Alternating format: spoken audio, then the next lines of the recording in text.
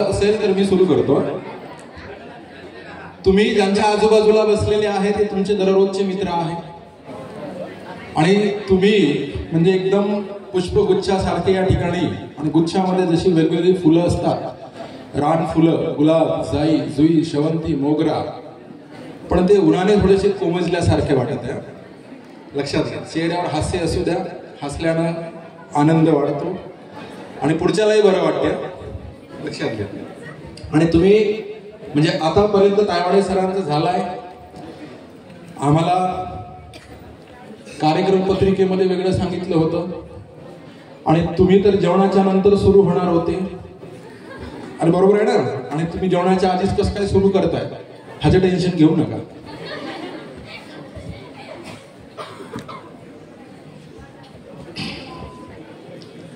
मित्रांनो, भारत एक गौरवशाली राष्ट्र आणि त्यात महान असा माझा महाराष्ट्र, आणि महाराष्ट्र ही संतांची भूमी आणि या मंगल पवित्र भूमीमध्ये जन्मणारे या संत भूमीचे पाईक मी आणि तुम्ही।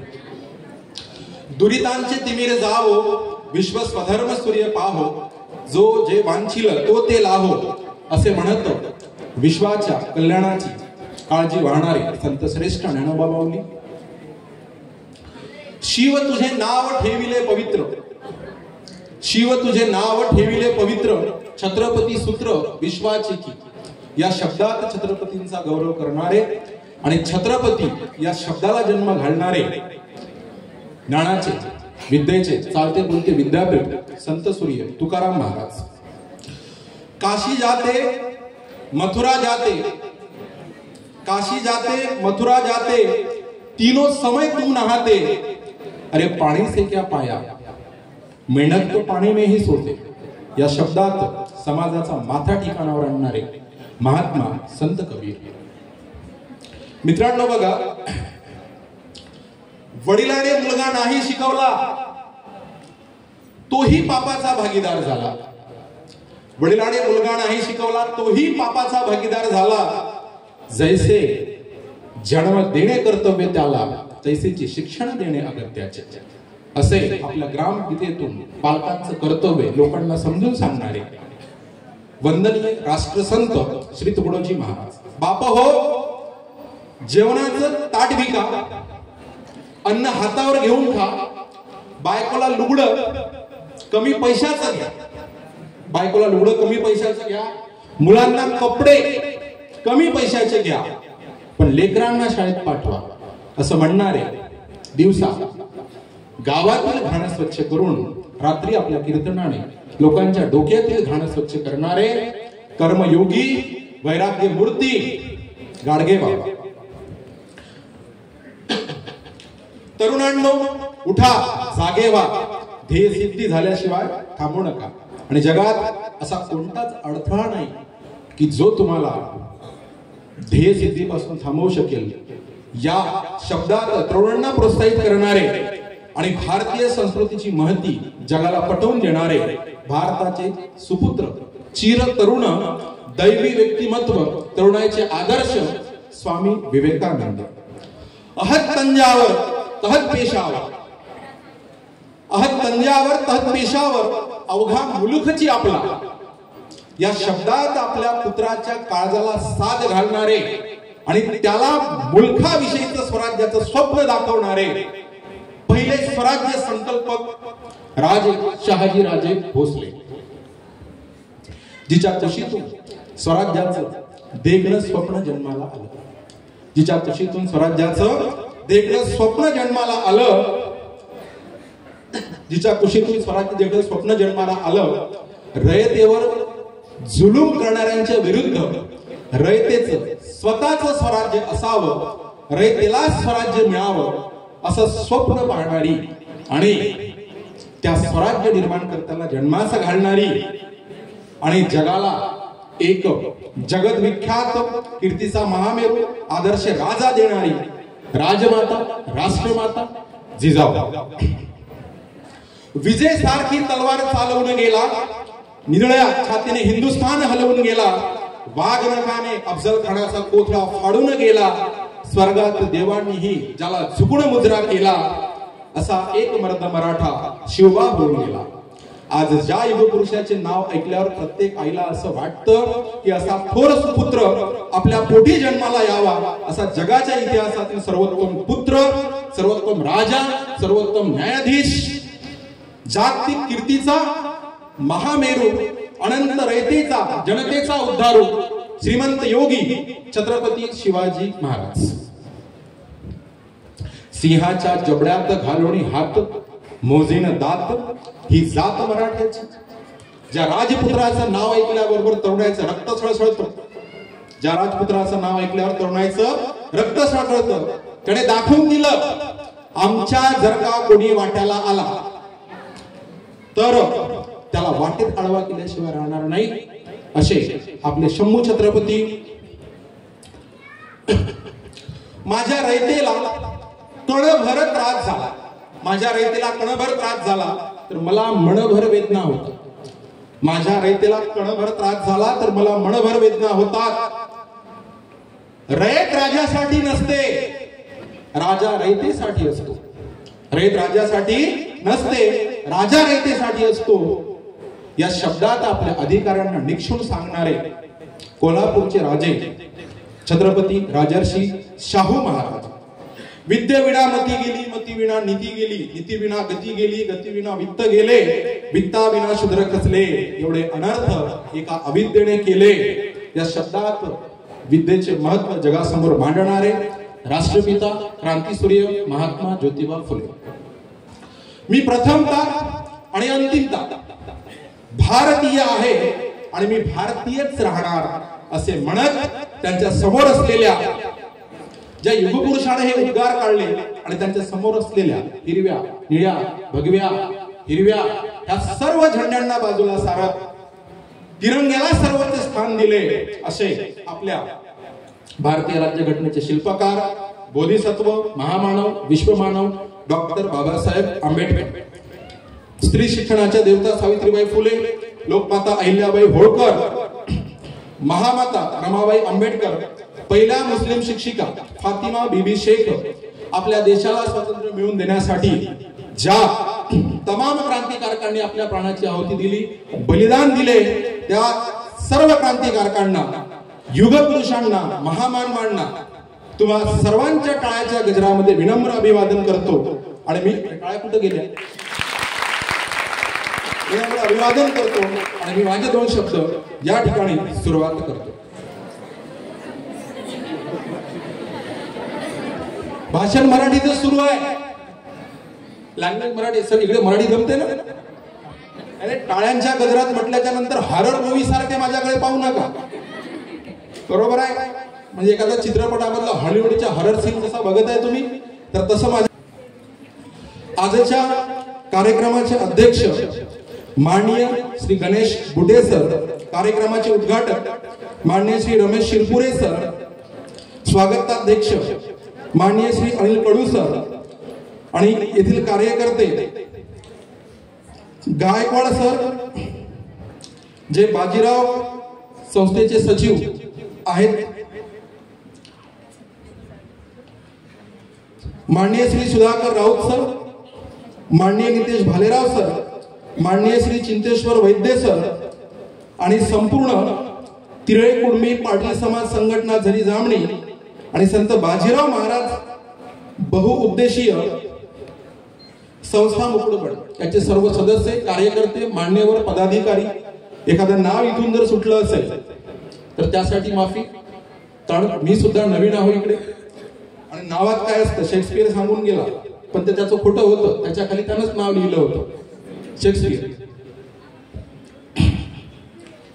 मित्रांनो, मुकुडबनच्या मातीशी आणि माणसाबद्दल एक शब्द सुरुवातीला 1 मिनिट बोलतो आणि मग तुम्हाला जे अपेक्षित आहे त्याच्याकडे मी सुरुवात करतो.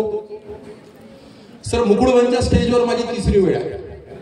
मी तिसऱ्यांदा इथे आलेलो आहे. ह्या मातीबद्दल, इथल्या माणसाबद्दल बोलत असताना अत्तराच्या दुकानात आपण जर गेलो आणि अत्तर तुम्ही विकत घ्या किंवा नका घेऊ, सुगंध आपल्या अंगाला राहून जातो. अत्तराच्या दुकानात आपण गेलो अत्तर विकत घ्या किंवा नको घेऊ, सुगंध आपल्या अंगाला राहून जातो. तर त्याचप्रमाणे इथली माणसं सुगंधित आहे, विचार सुगंधित आहे. तिन्ही वेळा मला कौतुकाची थाप मिळालेली आहे. 2 वेळा मी वंदनीय राष्ट्रसंत तुकडोजी महाराजांचा प्रसारक आणि प्रचारक आहोत, स्वतः खंजिरी वादक आहोत. तुमच्या मुकुडबनच्या स्टेजवर मी स्वतः खंजीर वाजवलेली आहे आणि मुकुडबनकरांनी माझ्या पाठीवर कौतुकाची थाप देऊन 2 वेळा आम्हाला बक्षीस दिलेली आहे. तर ही 3री वेळ आहे इथे मी आलेलो आहे, नवा नाही आहो. तर त्याचप्रमाणे जसं एक वाक्य आहे, फूल बेचने वालों के हाथों में खुशबू हमेशा रह जाती है. म्हणजे त्याला वेगळी माळ पुष्पाची आपल्या डोक्यात माळायची गरज राहत नाही. तसं इथल्या मातीतील लोकांच्या स्वभावाला सुगंध आहे. इथले जर समजा बुटेसर गुलाब असतील तर गायकवाडसर चाफा आहे आणि इथली इतर माणसे वेगवेगळी चाफा, जाई, जुई, चमेली असा पुष्पगुच्छ आहे. आणि खरोखरच इथल्या मातीतील माणसांचं कौतुक जेवढं करावं तेवढं कमी आहे.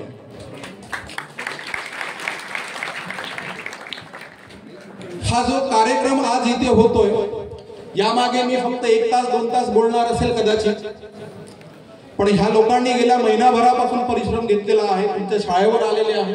आम्ही जेवढं बोलतो त्याच्या दुप्पट हे लोक बोलून गेलेले आहे. त्यांची आम्हाला जाणीव आहे आणि त्याचं फलित म्हणजे आज एवढा मोठा विद्यार्थी वर्ग. बाळांनो मागचे समोर या, तिकडे बसा, आहे जागा समोर, उन्हात उभे नका. माझ्या विद्यार्थी मित्र आणि मैत्रिणींनो, मी प्राध्यापक सचिन परशुरामराव, लेखक, संस्थापक, संचालक, युनिक अकॅडमी स्पर्धा परीक्षा मार्गदर्शन केंद्र यवतमाळ. सरांनी माझा परिचय दिला आहे आणि आज इथे मी तुम्हाला स्पर्धा परीक्षे संदर्भात मार्गदर्शन करण्यासाठी आलेलो आहे. पुढच्या 1 तासाच्या नंतर मी या ठिकाणी नसणार आहोत, म्हणजे इथून स्टेज करून बाजूला होणार आहोत. म्हणून फक्त 1 तास सहन करा, तुमची इच्छा नसेल तरी, कारण तुमचं टेन्शन वाढत राहिले. एकेका मिनिटाला तू जाते केव्हा म्हणून. अरे बरोबर आहे ना? हा, पहिल्यांदा मला सांगा, स्पर्धा परीक्षेची तयारी करावं असं कुणाला वाटते? स्पर्धा परीक्षेची तयारी करावं असं कुणाला वाटते? मी जाऊ का परत? बघा, काही लोकांना हात नाही आहे. अरे आहे का? काही लोकांना एवढ्याच हात आहे. पगार घेताना जर 50,000ची नोकरी असेल तर मला काटून 10,000 द्या असं म्हणतात का? बरोबर आहे. तेव्हा तर तुम्हाला काय पाहिजे? पेन्शन पाहिजे, सगळ्या गोष्टी पाहिजे. बरोबर आहे. मग हात असा दाबून वर करा ना. मी म्हटल्यावर म्हणता आता करावं. बरोबर. इंटरेस्टचा विषय आहे. मॅडम खाली करा. बघा, एक तत्ववेत्ता सांगून गेला, तो काय म्हणतो? If you fail to plan to fail. सुरुवात इथून होतो. नियोजन कुठून होते सांगा? नियोजन, प्लॅनिंग. लक्षात घ्या, आईन्स्टाईनला एक माणूस बोलला की तुम्ही नियोजन कसं करता? आईन्स्टाईनने सांगितलं की 4 तास जर मला मिळाले म्हणजे एखादा वृक्ष तोडायला, मी 2 तास तलवारीला धारच लावतो. कुऱ्हाडीला म्हणा, तलवारीला, जे शस्त्र असेल त्याला काय करतो? धारच लावतो 2 तास. आणि मग काहीच नाही, 1 तासामध्ये मी वृक्ष तोडतो म्हणे आणि 1 तास मी आराम करतो. कोण सांगत आहे? आईन्स्टाईन. मग आता तुम्ही किती धार लावता? वेळापत्रक आल्याच्या नंतर धार लावणं सुरू करता तुम्ही. 10वी वाले, 12वी वाले, जाहिरात आली की आपली धार लावणं सुरू. परीक्षा होऊन जाईपर्यंत आपली धार लावणं सरत नाही. अरे बरोबर आहे ना? बघा, तुम्ही सुरुवातीला योग्य करिअरची निवड करणं जरुरी आहे. जर आपण करिअरची निवड करण्यात चुकलो तर नक्की आपण पुढे काय सांगा, यशस्वी होण्यामध्ये आपल्याला मोठा अडथळा निर्माण होणार आहे, हे लक्षात घ्या. आता तुमच्यापैकी प्रत्येकाने ठरवलं असेल की 10वी नंतर काय करायचं, 12वी नंतर काय करायचं. आपल्या ग्रामीण भागात ठरते कुठं माहित आहे का? मग माझा मित्र रामनं BA घेतलं म्हणून मी घेतो, श्यामने MA घेतलं म्हणजे श्याम BCom ला गेला, BSc ला गेला म्हणून मी जातो, आमच्या काकाने सांगलं, शिक्षकांनी सांगलं, पालकांनी सांगलं, मैत्रिणी सांगलं, माझा काका पोलीस आहे, तो नोकरीवर आहे, दादा आहे, मामा आहे म्हणून मी शिकतो. नाही, तसं अजिबात करायचं नाही. हे पहिल्यांदा लक्षात ठेवा. तुमचा एखादा मित्र आहे, एखाद्या कापडाच्या दुकानातून त्याने तुम्हाला फोन केला, मित्रा तुझ्यासाठी मी ड्रेस बघितला आहे, घेऊन येऊ का? काय उत्तर देता रे? अरे उत्तर द्या ना, काय उत्तर देता? नाही. कारण काय? मला येऊ दे, मला पाहू दे, मला येतो का, जमतो का, माझ्यावर बसतो का, मी चांगला दिसतो का, माझ्या परिस्थितीला त्या ड्रेसची किंमत झेपते का? अरे बरोबर आहे ना? की त्याला म्हणता घेऊन ये, असं होते का? नाही. मग माझे मित्र BA ला चालले म्हणून मी जातो, माझ्या घरचे BCom कर म्हणते म्हणून मी BCom करतो, असं चालते का? नाही चालत. समजलं प्रत्येकाला? असं चालते का? नाही. म्हणून तुम्ही जेव्हा नियोजन कराल, करिअरची निवड कराल, तर ती निवड चुकता कामा नाही. एकदा का निवड चुकली की आम्हाला शेकडो विद्यार्थी भेटतात, सर म्हणतात की मला ह्यांनी म्हटलं म्हणून हे केलंय, त्यांनी म्हटलं म्हणून ते केलंय. ते तुमच्या मनाविरुद्ध झालेलं असतं आणि त्याच्यामध्ये तुम्हाला बऱ्याचदा इंटरेस्ट नसतो. लक्षात घ्या. आता बघा, समजा इंटरेस्ट नसताना तुम्ही जर समजा एखाद्या फील्ड मध्ये गेले, कधी बँकेत जा, ऑफिस मध्ये जा, तलाठ्याकडे जा, ग्रामसेवकाकडे जा, इथं काय होतं माहितीये का? त्याला सरकारी नोकरी पहिल्यांदा दिव्य स्वप्न वाटतं. त्याला वाटतं की म्हणजे सरकारी नोकरी मिळाली की मी राजा झालो. सर 2022 मध्ये माझे 1024 शिक्षक आहेत, म्हणजे एकाच बॅच मध्ये. आता त्या शिक्षकांचे आता फोन येतात, जे रत्नागिरी गेले, रायगड गेले, फुल टेन्शन. ते सांगतात, सर नियुक्ती पत्र ज्या दिवशी यादीत नाव बघत होतो तिथपर्यंत खूप आनंद झाला आणि ज्या दिवशी जॉईन झालो त्या दिवशी अडथळे नेमके काय असतात ते आम्हाला कळले. आता एज्युकेशन कमी, शिकवणे हा पार्ट कमी, शिक्षकांना शिक्षण बाह्य कामच जास्त आहे असं तेच सांगतात. मग तुम्ही कधी बँकेत गेले तर बँकेचा अधिकारी तुमच्यासोबत नातेवाईकासारखा गोडी गुलाबीने वागतो का रे? नाही, त्याचं तोंड फुगलेलं असतं. अरे असते की नसते? तो जेवायला गेला तर चाटा मारतो, एक तास येत नाही. असं का होते? त्याला फक्त सुरुवातीला तीच नोकरी दिवा स्वप्न असते की त्याला मिळत असते, सामाजिक प्रतिष्ठा मिळते, आर्थिक स्थैर्य मिळते, मानसिक समाधान मिळत नाही. कारण त्याला वाटते की कुठेतरी चुकलंच वाटते आपलं करिअर, आपल्याला दुसरंच पाहिजे असं त्याला वाटत असतं. म्हणून सांगतोय की करिअरची निवड करत असताना पहिल्यांदा चुकू नका. आणि प्रत्येक गोष्ट प्रत्येकासाठी ठरलेली नाही आहे. तुमच्यामध्ये काहीतरी वेगळं आहे आणि तुम्ही वेगळ्या गोष्टीसाठी बनलेले आहे, हे स्वतःला पहिल्यांदा सांगा आणि ही गोष्ट समजून घ्या. समजा एखादी मी इथे स्पर्धा ठेवली सर पोहण्याची, पोहता येते का, पोहता येते का काही लोकांना इथे, कोणाही सांगत चला ऍक्टिव्ह राहा. बरोबर आहे. सजीवांची लक्षणे इयत्ता 6वी विज्ञानला आहे सर सजीवांची लक्षणे, त्याच्यामध्ये चेतना क्षमता आहे, हालचाल आहे, बरोबर आहे, वाढ आहे, विकास आहे, वृद्धी आहे, प्रजनन आहे. तर मला दिसू द्या, तुम्ही एकदम पुढ्यासारखे बसू नका. मी जर समजा पोहण्याची स्पर्धा ठेवली त्याच्यामध्ये सहभागी कोण कोण झाले माहित आहे? मासा, माकड, हत्ती, अरे बरोबर आहे ना, आणि पोपट. कोण जिंकेल? कारण बाकीच्यांसाठी ती फील्ड बनलेलीच नाही, बरोबर का? मग तरी तुम्ही काय करताय? मित्रानं BA घेतलं म्हणून मी घेतो. अरे तुझा विषय वेगळा, तुझी उंची वेगळी, वजन वेगळी, तुझा काय सांगा म्हणजे विचार करण्याचा पॅटर्न वेगळा. समजत आहे काय बोलून राहिलो? बघा आता पाश्चिमात्य राष्ट्रामध्ये काय घडते सर, की बाळपणी विद्यार्थ्यांचा कल बघितला जातो. त्याचा कल कुणीकडे आहे, त्याच्या समोर वेगवेगळ्या वस्तू, वेगवेगळे पदार्थ, वेगवेगळ्या गोष्टी ह्या त्याच्या समोर ठेवल्या जातात आणि त्या ठेवल्याच्या नंतर जे फिरून फिरून फिरून फिरून लेकरू त्याच्यावरच येते, तर त्याला ते आपण करायला लावतो. म्हणजे असं पाश्चिमात्य देशात. भारतीय म्हणजे आपल्या भारतात तसं नाही आहे. आपल्या भारतामध्ये एकच मोठी वस्तू असते, ती म्हणजे रट्टे. वडिलांना वाटते तेच करा, समजाय का, असं करू नको, तसं करू नको. लहानपणी लेकरांची जिज्ञासा असते, लक्षात घ्या. आता त्या पाश्चिमात्य देशात त्याचा कल ओळखून त्याला पुढे एज्युकेशन दिलं जातं. आपल्या देशात तसं होत नाही. आपल्या देशाची लोकसंख्या आता जवळपास 140 कोटीच्या आसपास चाललेली आहे.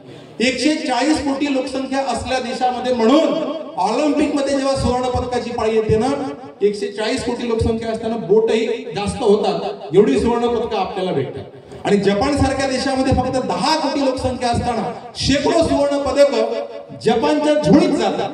त्याचं कारण काय माहितीये? ज्याला बॅटिंग आवडते त्याच्या मागे चॅटिंग लावतो, म्हणजे टायपिंग. ज्याला मराठीतली कविता आवडते त्याला आपण प्रमेय सोडवायला लावतो. अरे समजत आहे ना, त्याला आपण भूमितीची प्रमेय. ज्याला काय म्हणून सांगा इंग्रजी आवडते त्याच्याकडे इतिहासाचं काम देतो. मग तुम्ही सांगा तुमच्या कला गुणांना कुठं वाव मिळत आहे? तर म्हणून तुमच्यातला तुम्ही ओळखा, तुमच्यातला पहिल्यांदा तुम्ही ओळखा. तुम्हाला वाटत असेल 10वी झालं, 12वी झालं, एमटेक बीटेक एमबीबीएस झालं म्हणजे शिकलो नाही. तुमच्या फाईल मध्ये तो डिग्रीचा कागद आला म्हणजे तुम्ही शिकले असं नाही होत. कारण दरवर्षी हे डिग्रीचे कागद टनानं छापले जातात, हे तुम्हाला माहित असेल कदाचित. पण तुमच्या त्या फाईल मध्ये लागले याचा अर्थ तुम्ही शिकले असा होत नाही.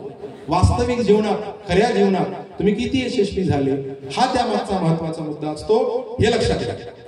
आता स्वामी विवेकानंद यांची आज जयंती आहे, तुम्हाला सर्वांना माहिती आहे. स्वामी विवेकानंद लहान होते, घरी खेळत होते आणि घरी खेळत असताना घरी अचानक पाहुणे आले. तुम्ही घरी बघा लहान बाळ काय करतात, गाड्या खेळतात, इकडून तिकडे तिकडून इकडे गुईंग गुईंग गुईंग खेळत असतात. पाहुणे आले की आपण काय करतो, बरोबर. मग ते थांबलं. पाहुण्यांनी विचारलं, बाळा नरेंद्र काय व्हायचं आहे? नरेंद्र काय म्हणते, ड्रायव्हर. ड्रायव्हर व्हायचंय म्हणते. लक्षात आलं. आता आपल्यासारखे पालक असते तर काय केलं असतं माहित आहे? उच्च विद्या विभूषित घराणं कलकत्त्यामधील आणि पाहुणे सुद्धा उच्च विद्या विभूषित. येऊन तो नरेंद्र त्या पाहुण्यांना काय सांगतो, ड्रायव्हर व्हायचा. आता ते पाहुणे गेल्याच्या नंतर हो बे तुला समजत नाही का म्हणून आपण लाथा बुक्क्या घातल्या असत्या, म्हणजे आपली अब्रू. लक्षात घ्या. वडिलांनी तसं नाही केलं, विश्वनाथ दत्त यांनी तसं नाही केलं. त्यांनी काय केलं, बाळा नरेंद्र म्हणे तुला ड्रायव्हरच व्हायचं आहे ना? ते म्हणे हो ड्रायव्हर व्हायचं. मग भिंतीला फोटो लावून होता, अर्जुन रथात बसून होता आणि श्रीकृष्ण त्याचा सारथी आहे. तुला ड्रायव्हर व्हायचा आहे ना म्हणे, असा ड्रायव्हर हो म्हणे. हा अर्जुनाचा जो ड्रायव्हर आहे ना म्हणे तसा ड्रायव्हर हो म्हणे. आणि मग त्या माणसानं पुढे तुम्हाला सर्वांना माहित आहे, हाच माणूस तसा ड्रायव्हर झाला आणि हिंदुस्थानाच्या धर्माची, हिंदुस्थानाच्या संस्कृतीची पताका त्याने नेऊन शिकागोच्या धर्म परिषदेमध्ये फडकवली आणि तिथे जाऊन सुरुवात केली माझ्या बंधू आणि भगिनींनी. अनौपचारिकरित्या भाषण सुरू केलं. लाखोंची पब्लिक असताना त्या लोकांना वाटलं की एक 23 वर्षाचा तरुण भारतातून येतो काय आणि आम्हाला भाऊ काय म्हणतो, बहीण काय म्हणतो, सगळ्या अमेरिकेनं त्यांना डोक्यावर घेतलं. तर आपला ड्रायव्हर जर व्हायचा असेल तर तसा ड्रायव्हर होणं हे अत्यंत जरुरी आहे. स्वप्ने मोठी ठेवा. अब्दुल कलाम यांनी सांगितलं स्वप्ने कशी असायला पाहिजे, मोठी ठेवायची. समजा तुम्ही एखाद्या वेळेस काय झालं, जंगलात गेले शिकारीसाठी, तुम्ही ठरवलं उंदीर मारून आणतो, तर तुम्हाला काय होईल माहिती आहे, खाली हाताने वापस यावं लागेल, खाली हाताने वापस यावं लागेल. तुम्ही जर ठरवलं ना सिंह मारून आणतो, एखाद्या काळवीट भेटत, काळवीटाचा नाद करू नका, वाघाचा सिंहाचा नाद करू नका. सलमान खानचं प्रकरण माहित आहे तुम्हाला, त्याच्या मागत विष्णू लागू नाही सध्या, फक्त उदाहरण म्हणून लक्षात घ्या. सरांनी म्हटलं उद्या निघतो बंदूक घेऊ ना, बघा सिंह मारून आणतो, वाघ भेटल, वाघाची आशा ठेवली, काळवीट भेटल, हरिण भेटल. तुम्ही हरणाच्या आशाने निघले तर तुम्हाला एखादा काय सांगा ससा भेटल, आणि ससाच्या आशेने निघले तर बेलमाजर भेटल, आणि बेलमाजरच्या आशेने निघले तर उंदीर भेटल. पण घरूनच उंदीर म्हणून निघले तर मग रिकामे हाताने आला. मग जर स्पर्धा परीक्षेमध्ये येतो म्हणून तुम्ही ठरवत असाल, ठरवायचं असेल तर टार्गेट कसं ठेवायचं, ध्येय कसं ठेवायचं, तर टॉप काय करायचं आपल्याला, टॉप हे ध्येय ठेवून तुम्ही काय म्हणून बाहेर पडणं जरुरी. तर करिअरची निवड करत असताना ह्या गोष्टी तुम्हाला या ठिकाणी माहीत असणे जरूर. अलीकडे आपण काय करतो सर की आपले जे विद्यार्थी असतात ना यांची जिज्ञासा पूर्ण दाबून टाकतो. म्हणजे लहानपणी आपले विद्यार्थी काय करतात माहिती आहे का, बाबा हे काय आहे, बाबा ते काय आहे, सरांना विचारतात हे काय आहे ते काय आहे. आपण जिज्ञासाच खतम करतो. लक्षात घ्या, तो न्यूटन सफरचंदाच्या झाडाखाली बसला. अरे मुद्दा कळतो का? सफरचंदाच्या झाडाखाली बसला आणि त्याने गुरुत्वाकर्षणाचा शोध लावला. त्याला प्रश्न पडला. प्रश्न पडणं फार महत्वाचं आहे. तुम्हाला प्रश्न पडतात की नाही मला माहित नाही. ज्या माणसाला सर्वाधिक प्रश्न पडतात तर तो सर्वात जास्त विद्वान असं सॉक्रेटिस सांगून गेला. न्यूटनला प्रश्न पडला, खालीच का पडलं? न्यूटनच्या जागी जर आपला असता त्याने काय केलं असतं? इकडे पाहिलं असतं, इकडे पाहिलं असतं, बरोबर, खिशात टाकलं असतं, बागेत जर किंवा फॉर्म टाकलं असतं.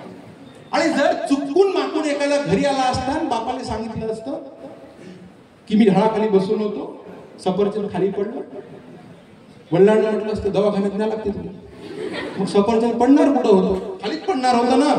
न्यूटनच्या बाबतीत तसं झालं का? नाही. म्हणून न्यूटन घडला. आपल्या मुलांच्या जिज्ञासा असतात, ते विचारतात, त्यांच्या प्रश्नांची उत्तरं देणं आपल्या पालकांचं कर्तव्य ठरतं. सुरतेला लुटायला महाराज गेले, किती एक उपकरण सापडलं महाराजांना. म्हणजे सुरतेची लूट तुम्हाला सगळ्यांना माहित आहे, पण तिथे ते उपकरण सापडलं. महाराजांना ते उपकरण होय कशाचं हे समजलं. आता तिथे ते उपकरण आलं होतं पोर्तुगीज लोकांवर. उपकरण कशाचं होय हे त्यांना काय म्हणू समजलं नाही. आणि जोपर्यंत लूट झाली होती, एवढा मोठा शामियाना होता, त्याच्यात सगळी सुरत लुटून सरदार लुटीचं जे सामग्री आहे ते आणून टाकत होते आणि महाराज त्यांच्याकडे जे उपकरण होतं ना त्याच्यासोबत खेळत होते. लक्षात, त्याच्यासोबत खेळत होते. मग त्यांना समजलं, बघा काही दिवसांनी मग इंग्रजापासून लुटून आणलेली गोष्ट इंग्रजांना पत्र पाठवलं. त्यांना म्हणाले की अशा अशा प्रकारची तुमची आम्ही वस्तू आणलेली आहे, याचा काय उपयोग आहे? इंग्रजांनी उत्तर नाही दिलं. इंग्रज त्या बाबतीमध्ये हुशार. परत पाठवले, यार तुम्ही सांगत नसाल तर एखादा माणूस पाठवा म्हणे आमच्याकडे, आम्ही दुरुस्त करून पाहतो. इंग्रजांनी उत्तर दिलंच नाही. मग महाराजांनी त्या गुजरात मधल्या एका महाराजांना समजलं की हे छपाई यंत्र आहे, छपाई यंत्र आहे. मग गुजरात मधल्या भीमजी पारेख याला दिलं, हे छपाई यंत्र आहे म्हणे आणि तू भारतामध्ये पहिल्यांदा छपाई कला सुरू कर. भारतातल्या छपाई कलेचे जनक किंवा उद्गाते छत्रपती शिवाजी महाराज. आणि मित्रांनो, हे घडलं कशापोटी? जिज्ञासेपोटी. तुम्हाला जिज्ञासा पाहिजे, जाणून घेण्याची इच्छा पाहिजे. तर आणि पालकांनी सुद्धा सर्वांच्या प्रश्नांची उत्तरं त्या ठिकाणी दिलं पाहिजे. लक्षात घ्या. आता तुम्ही कोणतं क्षेत्र निवडायचं? मी आणखी स्पर्धा परीक्षेवर बोलत नाही. मी पहिल्यांदा तुम्हाला सांगतोय की करिअर तुम्हाला जे वाटतं ते निवडा. पालकांचं कर्तव्य विद्यार्थ्यांच्या मनाचा कल पहा, त्यांचा कल कुणीकडे आहे ती गोष्ट महत्वाची आहे. मग आता आम्ही कसं ठरवायचं की तुम्हाला आवड कशाची? 100 गोष्टी असतात तुमच्याकडे, फिरून फिरून फिरून फिरून मन ज्या ठिकाणी येतं तर तो तुमच्या मनाचा कल झाला, ती तुमच्या मनाची गुण झाली, आवड झाली, हे महत्वाचं. एकदा का तुम्ही ध्येय ठरवलं आणि तुम्ही ठरवलं काय करायचंय, तुम्हाला स्पर्धा परीक्षा करायची आहे. बाकीचे करतात म्हणून करायची आहे का? नाही. बाकीचे करतात म्हणून करायची नाही. आपल्याला त्या स्पर्धा परीक्षेसाठी वेड व्हायचंय, पिसं व्हायचंय. फक्त स्पर्धा परीक्षाच नाही, तुमची जी कोणतीही गोष्ट असेल तर ती तुम्हाला परफेक्ट करायची, परफेक्ट करायची, तेव्हा ते जमतं. तुम्हाला जर समजा मी स्पर्धा किती आहे याच्याबद्दल जर बोललो तर गेल्या वर्षीची गोष्ट सांगतो. लक्षात घ्या, गेल्या पोलीस भरतीला 17,171 जागा होत्या संपूर्ण महाराष्ट्राला. त्याच्यापैकी आपल्या यवतमाळ जिल्ह्याला 123 जागा होत्या. 1 2 3 123 जागा. आणि फॉर्म जवळपास 17-18 हजार फॉर्म आलेले होते. 123 पोरं लागले. लक्षात घ्या. आणि एका मार्काने नापास होणारे पोरं सर 800 प्लस आहे. एका मार्काने नापास होणारे किती आहे सांगा? 800 प्लस. एकच परीक्षा. सरांच्या घरी आम्ही बसलो, आमचं डिस्कशन झालं होतं. शिपायाच्या परीक्षेला MBBS ह्याने फॉर्म भरला, ज्याचं MBBS झालं त्याने फॉर्म भरला. वृत्तपत्राच्या पहिल्या पानावर बातमी होती. मग तुम्ही अंदाज बांधू शकता की स्पर्धा कशी आहे. आणि ह्या स्पर्धेमध्ये उतरत असताना तुम्ही जर समजा असं म्हटलं काय की आपण करून पाहू, याला संधी नाही आहे. म्हणजे करून पाहू, पालकांनी म्हटलं, मित्रांनी म्हटलं, कुणीतरी सांगत आहे की करून पाहू. आयुष्यामध्ये तेवढा वेळच नाही आपल्याकडे आणि ही गोष्ट तुम्हाला वेळ गेल्यानंतरच समजते. पण इथे जे आयोजक आहेत त्यांना समजलेली आहे. म्हणून आयोजकांनी इथून माणसे आणा, इथून माणसे आणा, आम्ही फिरतो रे बाबा आणि तुमचं भविष्य उज्ज्वल झालं पाहिजे, यासाठी सर्व ही तळमळ आहे, हे लक्षात घ्या.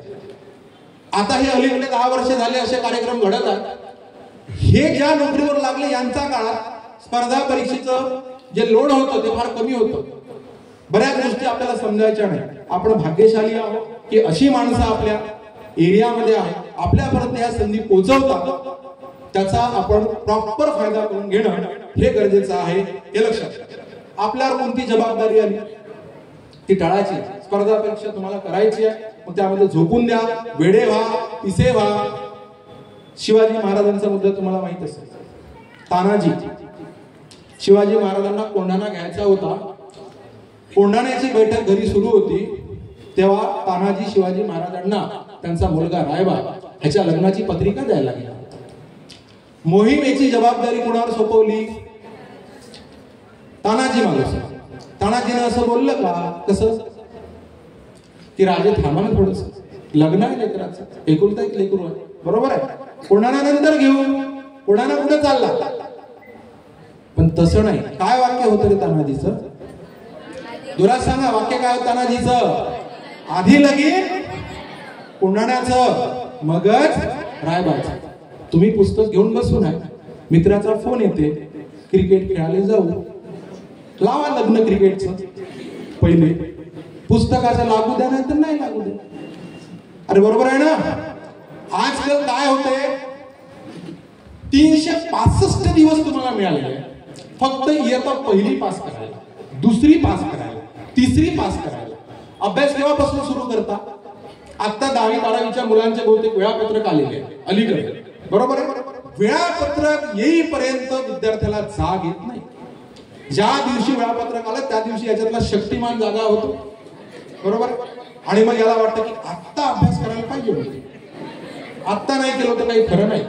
याच्यापेक्षा ऍडव्हान्स लेकर आहे बरं. एक दिवस अभ्यास केला म्हणते 35%. तसे कोणी असेल तर पुढे या, मी सत्कार करतो आणि विनंती पण करतो. कशी की बाबा 3 दिवस कर. किती दिवस कर? 3 दिवस. कारण एका दिवसामध्ये 35% म्हणजे अलौकिक बुद्धिमत्ता आहे ती. अलौकिक बुद्धिमत्ता, त्याच्यासारखा विद्वान कोण नाही. मग त्याला जातीनं 3 दिवस करा, 5% आपण डिस्काउंट देऊ, 100% मिळून दाखवा. अरे आहे ना तुमच्यामध्ये तसे. लक्षात घ्या. स्वामी विवेकानंद कलकत्त्याच्या कॉलेजमध्ये शिकत आहे, डिग्रीचे पेपर आहे. समजून घ्या. स्वामी विवेकानंद कलकत्त्याच्या कॉलेजमध्ये शिकत आहे, डिग्रीचे पेपर आहे. 11 वाजता पेपर सुरू होणार आहे. 10 वाजता माणूस क्रिकेटच्या मैदानावर बॅटिंग करत आहे. क्रिकेटच्या मैदानावर बॅटिंग करत आहे. सगळे पोरं अभ्यासिकेत बसून आहे. नोट्स. आम्हाला भयंकर हुरूप येतो. मी गाडीवरून जाणारे पोरं पाहिले, वडील नेऊन पोहोचवताय आणि बिचारी मागं पुस्तकाचे पानं पलटताय. अरे बरोबर आहे. वर्षभर काय केलं? एका वर्षाला तुम्हाला 365 दिवस दिले ना, तेव्हा काय केलं तुम्ही? आणि आता इकडे बेल होईपर्यंत काय करताय? बरोबर बरोबर बरोबर. स्कॅनर आहे का डोक्यात? अरे बरोबर आहे ना. हे अशी अडचण आहे आपली, माहित आहे. अशी आपली अडचण आहे. विवेकानंद 10 वाजता खेळत आहे, मित्रांना काळजी आहे, सगळे मित्र अभ्यास करत आहे. आणि अरे नरेंद्र कुठं आहे? नरेंद्र टॉप 1चा विद्यार्थी आहे, समजून घ्या. आणि नरेंद्र कुठं आहे? नरेंद्रला बोलवायला कुठेतरी मैदानावर जातं. अरे काय यार म्हणते तू, पेपर आहे तासाभरात, तू कसा काय खेळतो, कमाल आहे तुझी. तो म्हणते मग काय झालं? तासाभरात पेपर आहे तर काय झालं? अरे काय झालं म्हणजे कुणीतरी दिसतंय का तुझ्या वर्गाचं इथं खेळताना? आम्ही सगळे कुठं आहोत? अभ्यासिकेत आहोत, नोट्स चाळत आहोत. तुमच्याकडे शॉर्ट नोट्स आहे ते आम्ही बघत आहोत. तो काय विचारतो, म्हणजे इथून जे अर्ध्या तासापर्यंत वाचलेलं तेवढंच परीक्षेला येणार आहे का? परीक्षेला फक्त 30च मिनिटं दिले होते का? नाही. परीक्षेसाठी तर किती वेळ दिला होता? 365 दिवस होते. आधीच्या वर्षी तुम्ही काय करू शकले असते? अभ्यास करू शकले असते. असं कोण म्हणत आहे माहित आहे? स्वामी विवेकानंद. पेपर सुरू झाला, 10:30ला माणूस कुठे आहे? हॉलमध्ये आहे. पेपर सुरू झाला. परीक्षेत प्रश्न, ऑप्शनल प्रश्न 100 पैकी 90 सोडवा. अरे असते ना तुम्हाला जे तुम्ही सोपे सोपे लिहिता, 100 पैकी 90 सोडवा. विवेकानंदांनी 100 सोडवले. 100 सोडवले. सर खाली टीप लिहिली, कोणतेही 90 तपासा म्हणून. कोणतेही 90 तपासा. अर्थ समजला? म्हणजे 100 बरोबर होते. हा कॉन्फिडन्स आहे. हे काय सांगा, एज्युकेशन आहे. हे कशामुळे साध्य होतं सांगू तुम्हाला. हे बघा, आज तुमच्यामध्ये बस रे बाळा, बस तुझ्यातला विवेकानंद शोधायचा आहे मला, थांब थोडंसं. हे कशामुळे साध्य होतं. विवेकानंदाबद्दल तुम्ही एक गोष्ट ऐकली असेल की प्रचंड एकाग्रता. किती प्रचंड. असं अतिशयोक्ती तुम्ही ऐकलं असेल की वाचलं की पान फाडून फेकायचे. तसं प्रॅक्टिकल नव्हतं, फक्त ते बोलण्यासाठी होतं, पण त्यांना ते लक्षात राहायचं. परत परत वाचायची काय सांगा गरज नव्हती. तुमच्यात विवेकानंद आहे प्रत्येकामध्ये. आज त्याचा शोध लावल्याशिवाय मी जात नाही. त्यांच्यातला प्रत्येकातला बाहेर काढवा. लक्ष द्या. मला सांगा, कोणी असे आहे का अभ्यास केल्यावर लक्षात राहत नाही वाले? हात वर करा. तुम्हाला माझ्या हात आहे की नाही हात संशय आहे मला वारंवार. लक्षात घ्या, अभ्यास केल्यावर लक्षात राहत नाही असे वाले. ज्यांचे हात खाली आहे त्यांना विचारेल बरं मी कोणत्या वर्गात आहे ते, प्रश्न विचारेल. लक्षात नाही वाले सगळेच आहे करा का.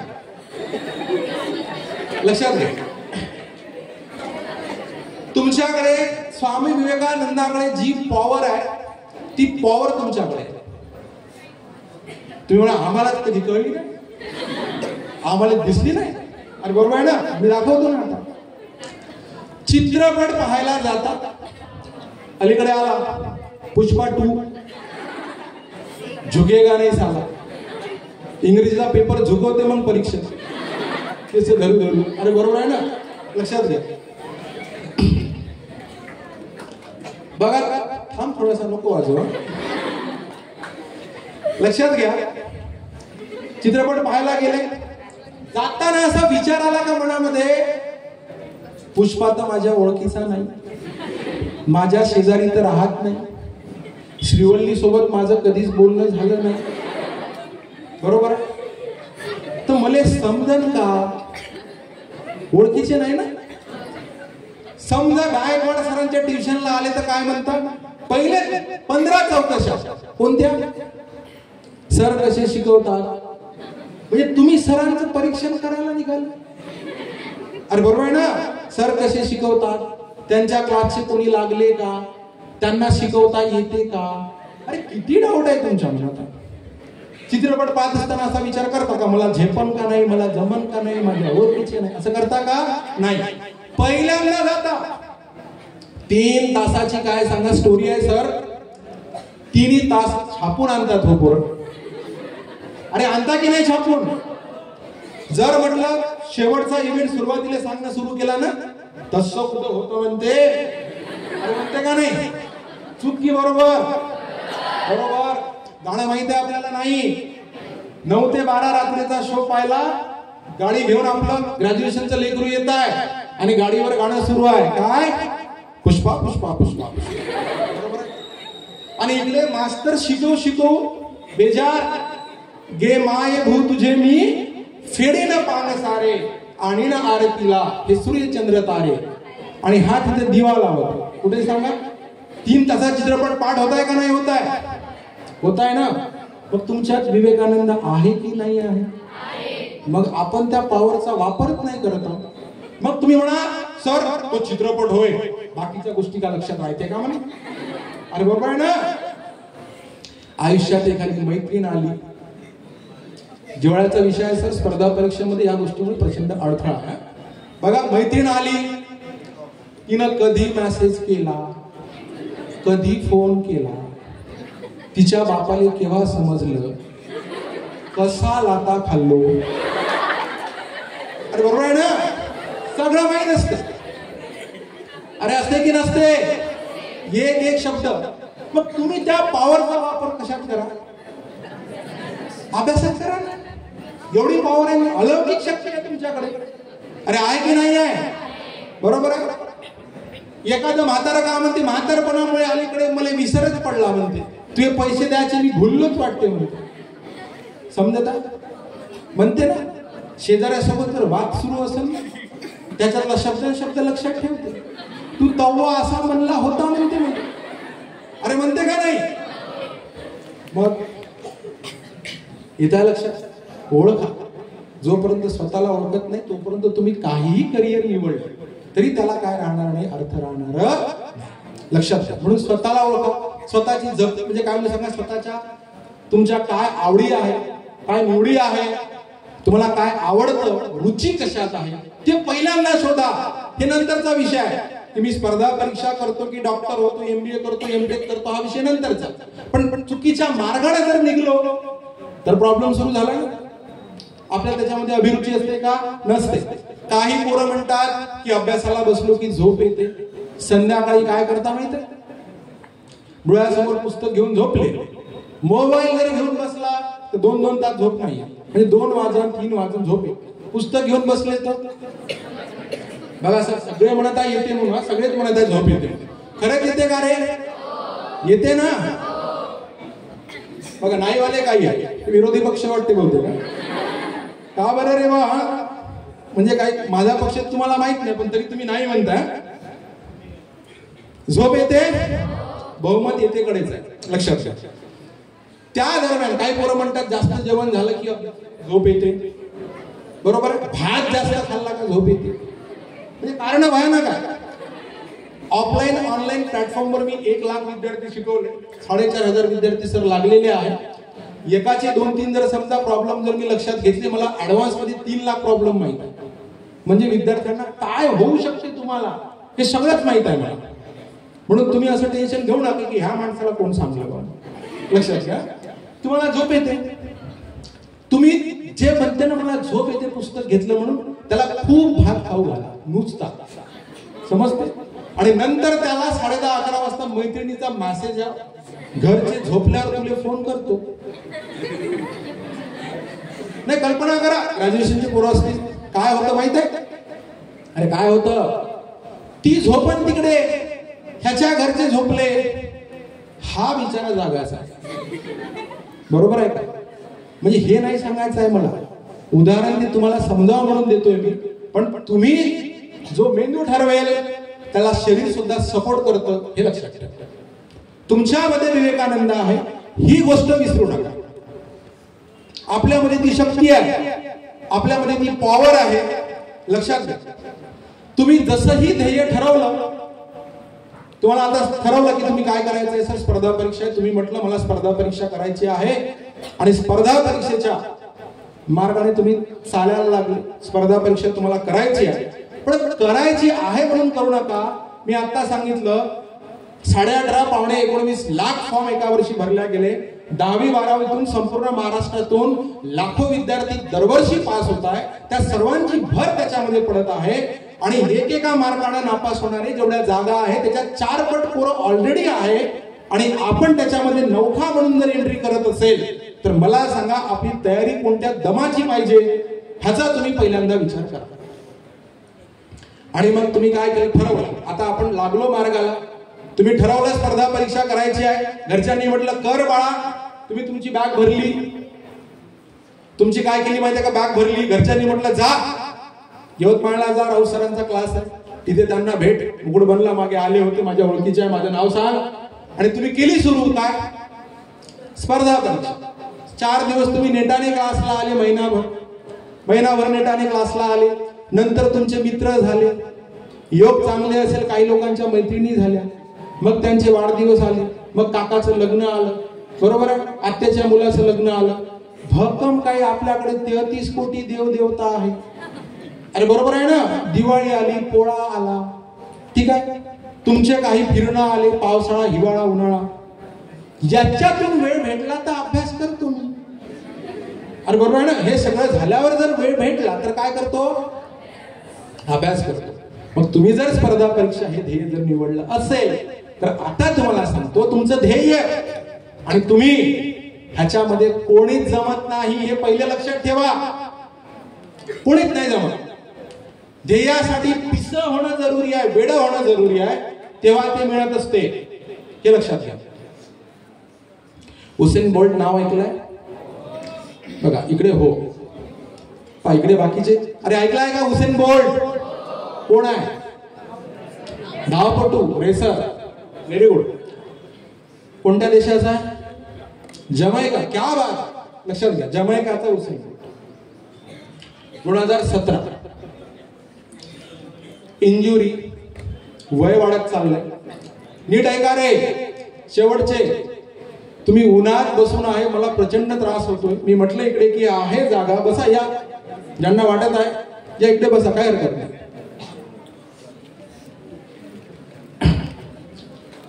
जमैका, हुसेन बोल्ट,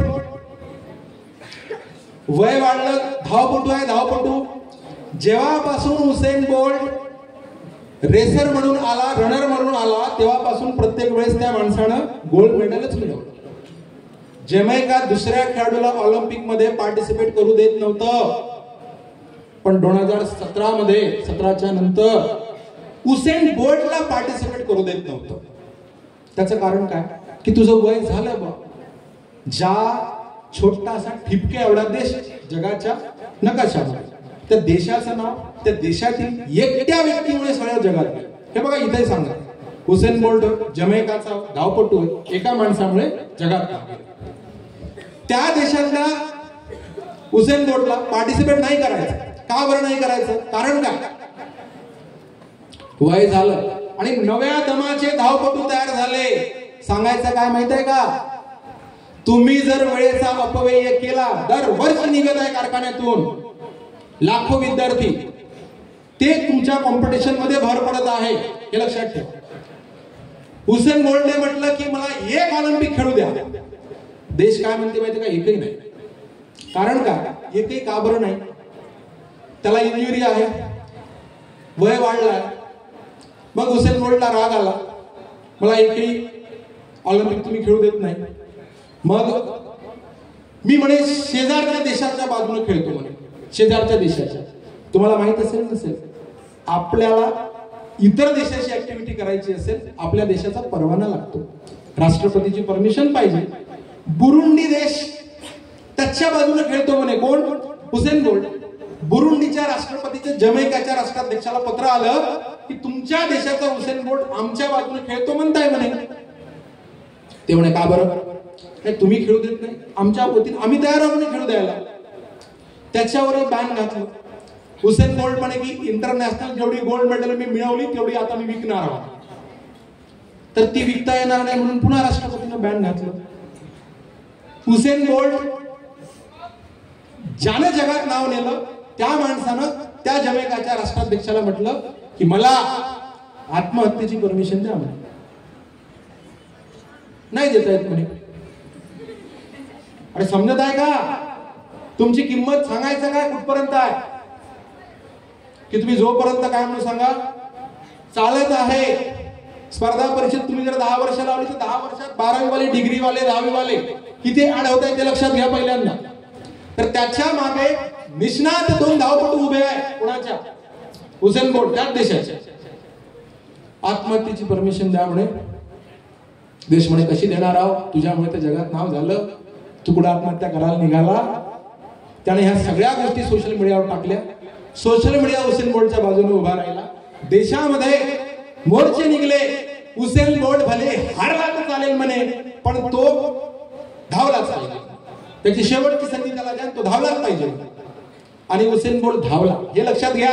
तुम्हाला काय म्हटलं? ध्येय ठरवलं, स्पर्धा परीक्षा पोहोचले तुम्ही यवतमाळला, आले माझ्या क्लासला. मध्यंतरी तुमचे हे सगळं वाढदिवस प्रकरण, काय म्हणून सांगा, तुमचे सण वार, लग्न, सगळ्या गोष्टी सुरू झाल्या. म्हणजे तुम्ही ध्येयापासून पुढे चालले, दूर दूर चालतो. समजत आहे? हुसेन बोल्ट धावत आहे, झालंय फीत पोहोचला, पुढे पोहोचला. जी लाईन आहे बॉर्डर लाईन त्याच्यावर पोहोचला. पाय वर आहे, लक्ष द्या हाताकडे, पाय वर आहे, खाली टेकला म्हणजे काय झालं? जिंकला, गोल्ड मेडल जिंकला. देशाला विश्वास नव्हता आता जिंकन का नाही, पण जिंकलाच्या आधी सांगते तुम्हाला एक विचार आला. विचार लक्षात घ्या. नॅनो सेकंद, पिको सेकंद साठी फक्त एक विचार आला डोक्यात की हरामखोर मला धावू देत नव्हते, बाकीचे कुठं आहे? बाकीचे म्हणजे माझ्यासोबत पळणारे कुठं आहे? एवढं म्हणून त्याने मानेचा फक्त 45 डिग्री अंशाचा कोन केला. पाय टेकवायच्या आधी, सर पाय टेकवायच्या आधी 4 लोक समोर गेले. किती लोक समोर गेले? 4. पाय टेकला नाही. उद्या कळत पाय टेकला नाही, 4 लोक समोर गेले. ना गोल्ड ना रौप्य ना कांसे, काहीच नाही. कारण सांगा. अरे काय कारण? ध्येय काय होतं? ध्येय काय होतं? गोल्ड मेडल मिळवणे. मध्ये काय आलं? मध्ये काय आलं? बाकीचे कुठं आहे? मग तुम्ही एमपीएससी करायला आले ना कुठं? यवतमाळ. मग मी मित्राच्या वाढदिवसाला गेलो होतो सर, म्हणून काल नाही आलो. लय मोठा पराक्रम केला तुला, बरोबर आहे ना? चल तुझा सत्कार करतो शनिवार वाड्यावर येऊन पुण्यामध्ये, बरोबर आहे? हे असं होतं. म्हणून एवढी मोठी कॉम्पिटिशन आपण जे करायचं. आता काही लोक विचारतात सर मी सुरुवात कोणत्या वर्षीपासून करू? 10वीच्या नंतर करू की 12वीच्या नंतर करू? असं तुम्हाला वाटतं सुरुवात? हे बघा, तुम्ही सुरुवात 10वी नंतर करा, 12वी नंतर करा, डिग्री नंतर करा, हरकत काहीच नाही. तुम्ही केव्हाही सुरुवात करू शकता. पण त्यासाठी एक उदाहरण मला तुम्हाला सांगू वाटतं.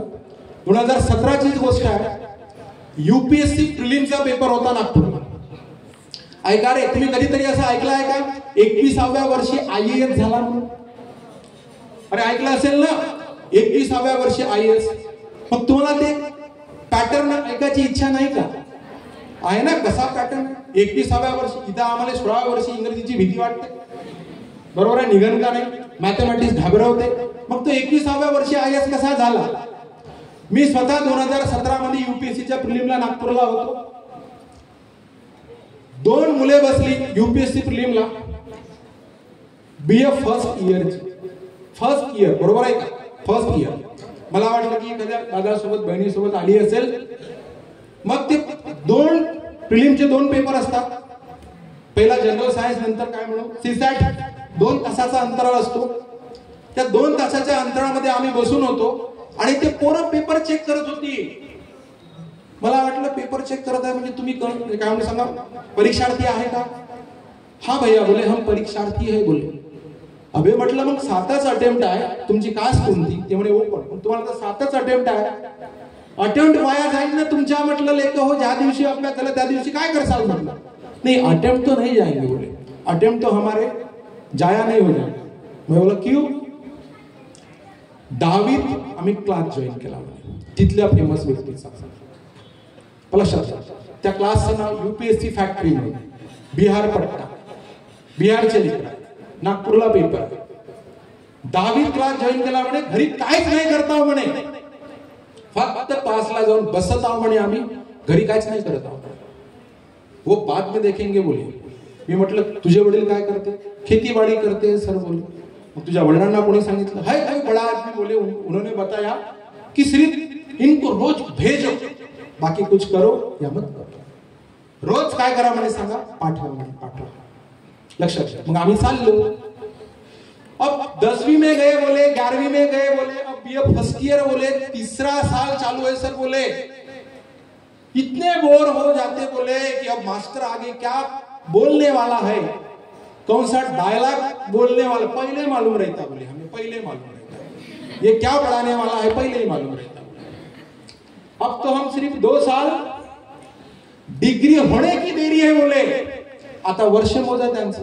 12वी म्हणजे 18, डिग्री म्हणजे 21 आणि ऍक्च्युअल त्यांचा नंबर घेतला. मी कट ऑफचे मार्क विचारले. जेव्हा आन्सर की आली तेव्हा सर कट ऑफ पेक्षा जास्त मार्क्स होते त्यांना दोघांना. कट ऑफ पेक्षा जास्त. आणखी 2 वर्ष बाकी आहे. ते कोणत्या परीक्षेची तयारी करताय? 10वी सोबत यूपीएससी. अरे कळत आहे ना? आणि केलं काय? काही जादू नाहीये. रोज चालले रोज येत आहे, रोज चालले रोज येत आहे. त्यांना माहित होतं. मला सांगा, तुम्ही पहिल्यांदा जर समजा क्रिकेट खेळायला लागले तर तुम्हाला ते जमेल का रे? तुम्हाला काय वाटतं माहिती आहे का? सगळं काही आपोआप आलं पाहिजे, सहज झालं पाहिजे. नाही होत ना दादा. सहज कसं होणार आहे? आपोआप कसं होणार आहे? झोकून देणारे लोक आहेत तर त्यांच्याच पद्धतीनं मला वाटतं की विजेते असतात, लागणारे असतात, काही वेगळं करतात, अजिबात नाही. ते वेगळ्या पद्धतीनं करत असतात, हे लक्षात घ्या. तर आपल्या भारतामध्ये ज्या स्पर्धा परीक्षा अरेंज होतात त्या 2 पातळीवर अरेंज होतात. केंद्रामध्ये ह्या दोन्ही परीक्षा PSC एक्झाम. PSC म्हणजे पब्लिक सर्व्हिस कमिशन, लोकसेवा आयोग. लोकसेवा आयोग. आणि त्याच्यातून तुम्ही पास झाल्याच्या नंतर जे लागतं ना, तर तुम्हाला जे नामाभिधान मिळतं त्याला लोकसेवक असं म्हणतात. आता भले तुम्ही लागणाऱ्याला राजा माणूस म्हणता, पण त्याचा अर्थ लोकसेवक होतो. जेव्हा तुम्ही STI PSI किंवा डिपार्टमेंटल कायदे वाचत असता तेव्हा त्याच्यात तुमची व्याख्या फक्त लोकसेवक अशीच केलेली असते. लोकसेवा आयोग लोकांना वेगवेगळ्या सेवा पुरवण्यासाठी जो नोकर वर्ग निवडला जातो तर तो निवड करणारा आयोग म्हणजे लोकसेवा आयोग. तो जर केंद्रात असेल त्याला UPSC म्हणायचं आपण, युनियन पब्लिक सर्व्हिस कमिशन, केंद्रीय लोकसेवा आयोग. आणि राज्याचा वेगवेगळा असतो. आपण सरसकट म्हणतो की MPSC हे सर्व भारतात सारखी नाही, UPSC सर्व भारतात कशी आहे सारखी आहे, पण आपला जो यम आहे तो महाराष्ट्राचा आहे. त्याला आपण महाराष्ट्र पब्लिक सर्व्हिस कमिशन असं म्हणायचं, महाराष्ट्र पब्लिक सर्व्हिस कमिशन. जर तुम्ही कर्नाटकात गेले तर KPSC होईल, Karnataka public service commission. Gujarat मध्ये गेले तर ते गुजरात पब्लिक सर्व्हिस कमिशन. असे वेगवेगळे आयोग. बघा PSC काय निवडतं तुम्हाला, लोकसेवक म्हणून निवडतं. आता लोकसेवक म्हणून निवडत असताना त्याचं काय होतं बघा, या कशासाठी आयोजित केल्या जातात परीक्षा, तर लोकांना सेवा देण्यासाठी, लोकसेवक निवडण्यासाठी आणि त्याच्यामध्ये जनतेला उत्कृष्ट नागरी लष्करी प्रशासन देण्यासाठी ह्या परीक्षा आयोजित केल्या जातात आणि त्याच्यातून तुम्हाला शासकीय नोकरी करण्याची संधी मिळते. पण आपला एखादा ग्रामसेवक लागला तो पहिल्यांदा काय विचार करतो माहित आहे का, लोकांची सेवा असू द्या बाजूला, तो म्हणते की काही गरज नाही म्हणते जायची, सुट्ट्या किती याचा हिशोब लावतो. ते लावतो का नाही, सुट्ट्या किती, महसूल खात्यात खूप पैसा आहे म्हणते. आता इथं असेल काही महसूल खातीवाल्या, महसूल खात्यात खूप पैसा असं म्हणतात. दादांना तसं नाही. लक्षात घ्या, आपण प्रामाणिकपणे अभ्यास करायचा आणि माणूस म्हणून आपलं जे स्थान असतं ते सर्वोच्च असलं पाहिजे, हे लक्षात घ्या. आता बघा, या परीक्षांचे 4 प्रकार पडतात. केंद्रीय परीक्षांचे 2च प्रकार येतात UPSCचे. त्याच्यामध्ये ग्रुप A आणि ग्रुप B अशा सर्व मिळून 24 प्रकारच्या पोस्ट यामध्ये येतात UPSC मध्ये. आणि 24 प्रकारच्या पोस्ट मध्ये जी टॉप मोस्ट पोस्ट आहे ती तुम्हाला IAS पोस्ट असतं. Group A, group B, IAS, IPS, IRS, IFS ह्या परीक्षा तुम्हाला असतात. Group A, B central government निवडतं आणि राज्यावर त्यांचं कंट्रोल करण्यासाठी आपल्याला जिल्हाधिकारी, SP म्हणून IAS दर्जाचे अधिकारी आपल्या जिल्ह्यामध्ये पाठवले जात असतात. पण काही लोकांना असा प्रश्न पडला की बाबा आम्हाला MPSC मधून आम्हाला जिल्हाधिकारी किंवा SP होता येत नाही का. तुम्ही DYSP झाल्याच्या नंतर बढतीनं सुद्धा तुम्ही SP जिल्हाधिकारी होऊ शकता, हे लक्षात घ्या. बाकी 4 प्रकारच्या परीक्षा जर आपण क्लास 1, क्लास 2, क्लास 3, क्लास 4 यांच्या अभ्यासक्रमामध्ये काय असतं, तुम्ही जे आज शिकत आहात, आज काय काय शिकत आहे तुम्ही सांगा बरं. काय सुरू आहे रे तुमच्या शाळेच्या अभ्यासक्रमात, कोणकोणते विषय आहे. दोन्ही ग्रामर आहे, अरे आहे की नाही, मराठी व्याकरण आहे, इंग्रजी व्याकरण आहे, अर्थशास्त्र, अर्थ, राज्य, इतिहास, भूगोल, विज्ञान, चालू घडामोडी, मॅथमॅटिक्स, बीजगणित, सांख्यिकी आहे ना हे सर्व विषय. हे मी तुम्हाला सांगतो, सर्वच्या सर्व विषय जसेच्या तसे MPSC ला आहे, जसेच्या तसे UPSC ला आहे, जसेच्या तसे. पोलीस भरती व्हायचं असेल काय पात्रता आहे,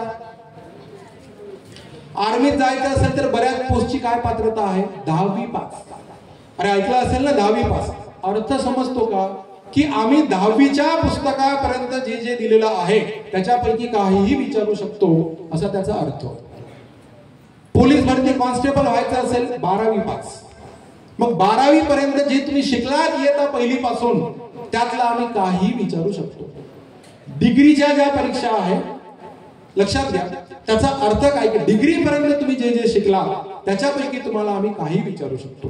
पण आम्ही काय करतो, परीक्षेला जाताना आम्हाला काय पाहिजे, अभ्यासक्रमाची पुस्तके नको. मग आम्हाला काय पाहिजे, नोट्स पाहिजे. नोट्स गोड वाटते, कारण काय रे, नोट्स गोड असल्याला कारण काय, पेजेसची क्वांटिटी कमी असते. पुस्तक 400 पानाचं आहे. अरे पुस्तक 400 पानाचं आहे, जिथं क्लास आहे 10वी 12वीला त्याच्या नोट्स किती पानाच्या, 20 पानाच्या. पण दादा अभ्यासक्रमाची पुस्तकं वाचा. सर मला वेळ किती आहे, चालेल ना, बंधन नाही. कसं विद्यार्थी जे आहेत तर त्यांची मानसिकता वगैरे चालेल ना, मी बोललो तर आणखी अर्धा तास हा ओके, हा लक्षात घ्या. पुस्तके वाचा. तुम्हाला माहित आहे का आपल्या ज्या शरीराची वाढ होण्यासाठी काय काय पाहिजे रे? शरीराची वाढ होण्यासाठी काय काय पाहिजे? प्रथिने पाहिजे. अरे माहित असेल तुला, प्रोटीन्स पाहिजे, कार्बोहायड्रेट्स पाहिजे, मिनरल्स पाहिजे, वॉटर पाहिजे, क्षार पाहिजे, लिपिड पाहिजे. अरे पाहिजे की नाही? मग मेंदूची वाढ होण्यासाठी काय पाहिजे? मेंदू काय पाहिजे? अर्थ, राज्य, इतिहास, भूगोल, विज्ञान, इंग्रजी, गणित, मराठी, फिलॉसॉफी, इथिक्स. अरे हे पाहिजे ना. मग हे जर आपण आपल्या मेंदूला दिलं नाही ना तर मेंदू कुपोषित होतो. हे लक्षात घ्या. तुम्ही जे नोट्स वाला विद्यार्थ्यांना लक्षात ठेवा, जी अभ्यासक्रमाची पुस्तक आहे 800 पेजेस, 900 पेजेस, 1000 पानाचं पुस्तक आहे, त्याला जेवण असं कन्सिडर करा. जेवण. आणि जे क्लासच्या नोट्स असतात ना त्याला कन्सिडर करा बोर्नविटा, हॉर्लिक्स. अरे समजते ना, बोर्नविटा म्हणा, हॉर्लिक्स म्हणा, काय असते पुन्हा ग्लुकॉन डी वगैरे. बरं मला सांगा, तुम्ही पोटभर जेवण केल्याच्या नंतर जर बोर्नविटा घेतला तर शरीर मजबूत राहतं, तंदुरुस्त राहतं, तकाकी राहते, कांती येते. अरे बरोबर आहे ना.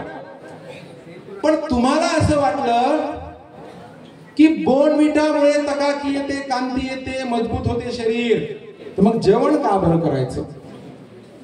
जेवण करायचंच नाही. 2 टाइम आपण बोर्नविटाच खात जातो. अरे जमते का? काय होईल सांगा बरं? शरीर कुपोषित होईल. अरे होईल की नाही? म्हणून पुस्तकामध्ये जे दिलेलं आहे, क्रमिक पुस्तकामध्ये पुस्तकांचा अभ्यास करा. ज्या नोट्स घेऊन फिरताना तुम्ही उपयोजित प्रश्नांची उत्तरे बऱ्याच वेळा तुम्हाला त्या ठिकाणी देता येत नाही, हे लक्षात घ्या. तुम्ही स्पर्धा परीक्षेबद्दल बोलत असताना तुम्ही परीक्षा तर आजपर्यंत देत आले. अरे येता पहिली, दुसरी, घटक चाचणी, सामायिक परीक्षा, तिमाही परीक्षा, फर्स्ट सेम, सेकंड सेम, ह्या सर्व परीक्षा. परीक्षा आणि स्पर्धा परीक्षेमध्ये एवढा फरक आहे की तुम्ही ज्या परीक्षा दिल्या त्यांच्यामध्ये सर्वांना संधी होती आणि स्पर्धा परीक्षेमध्ये सर्वांना संधी नाही. जो उत्तम आहे, जो उत्कृष्ट आहे, जो उत्तुंग आहे त्याला संधी. हे लक्षात घ्या. सर आम्हाला समजलं नाही. समजा इथे बसलेले 500 विद्यार्थी असतील आणि तिकडे गुलाबजामुन जर 5000 असेल तर काही समस्या नाही. अरे समस्या आहे का? धावपळ होणार नाही, कारण भेटणार आहे ना, सगळ्यांना भेटणार आहे, नो प्रॉब्लेम. अरे बरोबर आहे ना. बसलेले 500 आहे, गुलाबजामुन 5च आहे. आता तर हे स्पर्धा परीक्षेचा विषय. जागा 100 आहे आणि फॉर्म भरणारे लाख. जागा 100 आहे, फॉर्म भरणारे लाखो आहे. ही झाली कॉम्पिटिशन. 12वीत तसं नसतं. 12वीला तुम्ही दिलेली परीक्षा आहे, 10वीला तुम्ही दिलेली काय सांगा परीक्षा आहे. लक्षात घ्या. पण इकडे स्पर्धा परीक्षेमध्ये येताना आता जागा निघालेल्या आहे समाज कल्याण. ठीक आहे. समाज कल्याण मध्ये अख्ख्या महाराष्ट्रामध्ये जो वसतिगृह अधीक्षक म्हणून असतो, एखाद्या कॅटेगरीला ओबीसीला एकच जागा, पूर्ण सिस्टम मध्ये एक जागा. आता विचार करा फॉर्म किती गेले असतील, लाखो फॉर्म गेलेले आहेत. तर ही आहे स्पर्धा परीक्षा. 12वीला तसं असते का? ज्याने ऍडमिशन घेतली त्याला संधी आहे. स्पर्धा परीक्षेमध्ये संधी कुणाला? जो उत्कृष्ट आहे, उत्तुंग आहे, या लोकांना संधी. सर म्हणा आम्ही क्लास सुरू केला. आता क्लासमध्ये येताय तुम्ही. आता तायवडे सर बोलून गेले की तुमच्याकडे ह्या गोष्टी पाहिजे, चांगल्या चांगले गुण तुम्हाला सांगितले की हे गुण तुमच्यामध्ये असणं जरुरी आहे. पण मी सगळ्यात वर एका गुणाला ठेवतो. तो गुण म्हणजे काय सांगा? सातत्य, कंटिन्युटी. भयंकर महत्वाचा गुण. बाकी तुम्ही धैर्य, चिकाटी, जिद्द भरपूर आहे, त्याच्या खाली पहिला सातत्य. म्हणाल का बरं? अलीकडे तो पेशन्स नाही उरलाय आपल्याकडे. अवेळी पाहिजे सर्व काही. कसं पाहिजे सांगा? अवेळी. आपण सातत्य नाही ठेवू शकत. मोबाईल मध्ये रील्स आहे, किती सेकंदाच्या? 10 सेकंद, 12 सेकंद, 15 सेकंद, तेवढा वेळच कॉन्सन्ट्रेट. बरोबर. तुम्हाला आम्हाला 2-2 तास दिले होते. हा कार्यक्रम थोडासा क्रॉप करण्याचा उद्देश माहित आहे की तुमच्या मानसिकतेचा विचार करून मी जेवणाच्या आधी सुरू झालेलो आहे, नाहीतर मी जेवणाच्या नंतर सुरू होणार होतो. पण जेवल्यावर तुमची काही गॅरंटी नव्हती. अरे बरोबर आहे ना, म्हणून मी जेवणाच्या आधी सुरू झालो. लक्षात घ्या. तुम्हाला 365 दिवस मिळतात. 365 दिवस सातत्यानं अभ्यास करता का रे? अरे करता का नाही करत? नाही करत. त्याच्यामुळे आपल्याकडे काय आहे सांगा समस्या. लक्षात घ्या. तुम्ही स्पर्धा परीक्षा करायला आले, यवतमाळला सुरू केलं आणि त्याच्यानंतर हे सहज सोपं नाहीये. अडथळे येतात, अडथळे. अभ्यासामध्ये काय काय अडथळे येईल तर तुम्हाला सांगतो बघा. आपण अडथळ्यावर बोललेलो आहे. लक्षात न राहणे, विस्मरण होणे, ह्या सर्व गोष्टी ज्या बोललो तुम्हाला तुमच्याकडे आहे. तुम्ही त्या क्षमतांचा योग्य वापर त्या ठिकाणी करणं अत्यंत जरुरी आहे. तुमचा मेंदू जगाच्या अंतापर्यंत, वाक्य लक्षात ठेवा, जगाच्या अंतापर्यंत जे सुपर कम्प्युटर निघेल त्याच्यापेक्षा तुमचा मेंदू बलवान आहे, बलिष्ठ आहे. तेवढा मोठा स्पेस त्याच्याकडे आहे. 10 लाख रुपयाचा मोबाईल घ्या, काय सांगतोय का, आणि त्याच्यामध्ये 1 लाख चित्रपट कोमा भरा त्याच्यात पहिल्याच दिवशी. संध्याकाळी तो मोबाईल काय म्हणेल? Space not available, delete some items. पहिले, अरे बरोबर आहे ना, पहिले काहीतरी डिलीट करा, मग नंतर भरा. मग काय फायदा आहे 10 लाख रुपये देऊन? अरे बरोबर आहे ना. मेंदू तसा म्हणतो का तुम्हाला? आणि ते इतका सुपर फास्ट आहे, तुमच्या मोबाईल मध्ये फोल्डर मध्ये जायला वेळ लागेल. एखाद्या माणसाने 100 रुपये घेतले पण दिले नाही, पाहिल्याबरोबर मेंदू म्हणते हा सो.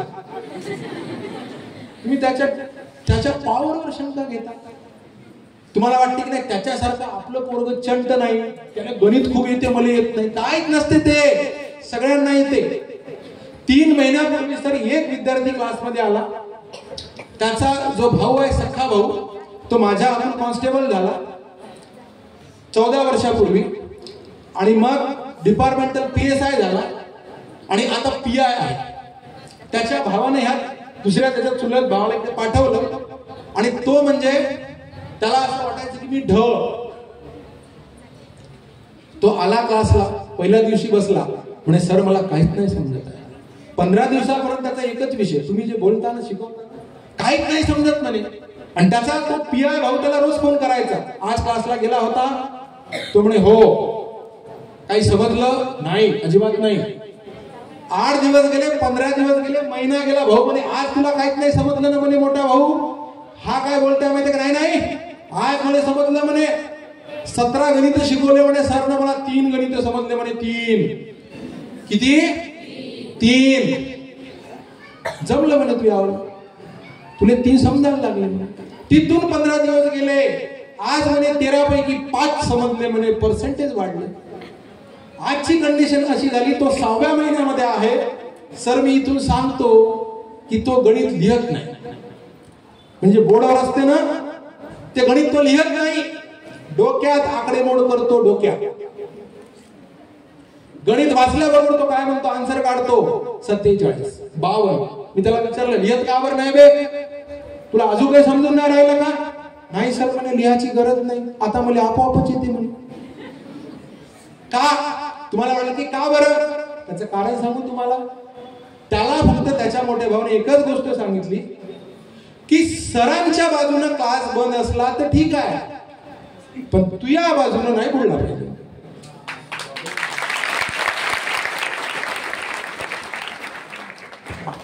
आजच्या परिस्थितीत तो गणित लिहत नाही. कशामुळे झालं? सातत्य. रोज. बरं कधी समुद्र किनारी फिरायला गेले का रे? आता नाही गेले तर मग गेला. जर गेले जर असते तुम्ही, आता मी गेलोय 2011-12 मध्ये, म्हणजे जाऊन मी काय सांगा मुंबईची किनारपट्टी वगैरे पाहिली, अलीकडे पाहिली पुन्हा, मला थोडासा फरक जाणवला. मला सांगा पाणी हे मृदू आहे की दगड मृदू आहे? पाण्यावर साधा आपण फुकलं तरी काय होतात सांगा? तरंग तयार होतात. अरे होतात की नाही? आणि दगडावर होतात का? मग पाणी आणि दगड यांच्या टक्कर मध्ये फुटायला कोण पाहिजे? फुटायला कोण पाणी सर म्हणा, दगड कसा फुटणार आहे पाणी, बरोबर आहे.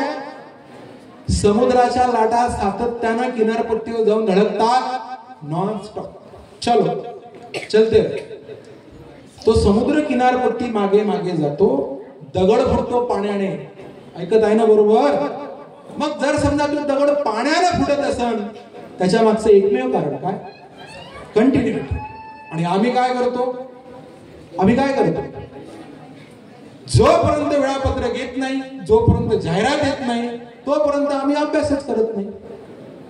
तुम्हाला पाणी कितीपर्यंत येते ते सांगा, पटपट सांगा.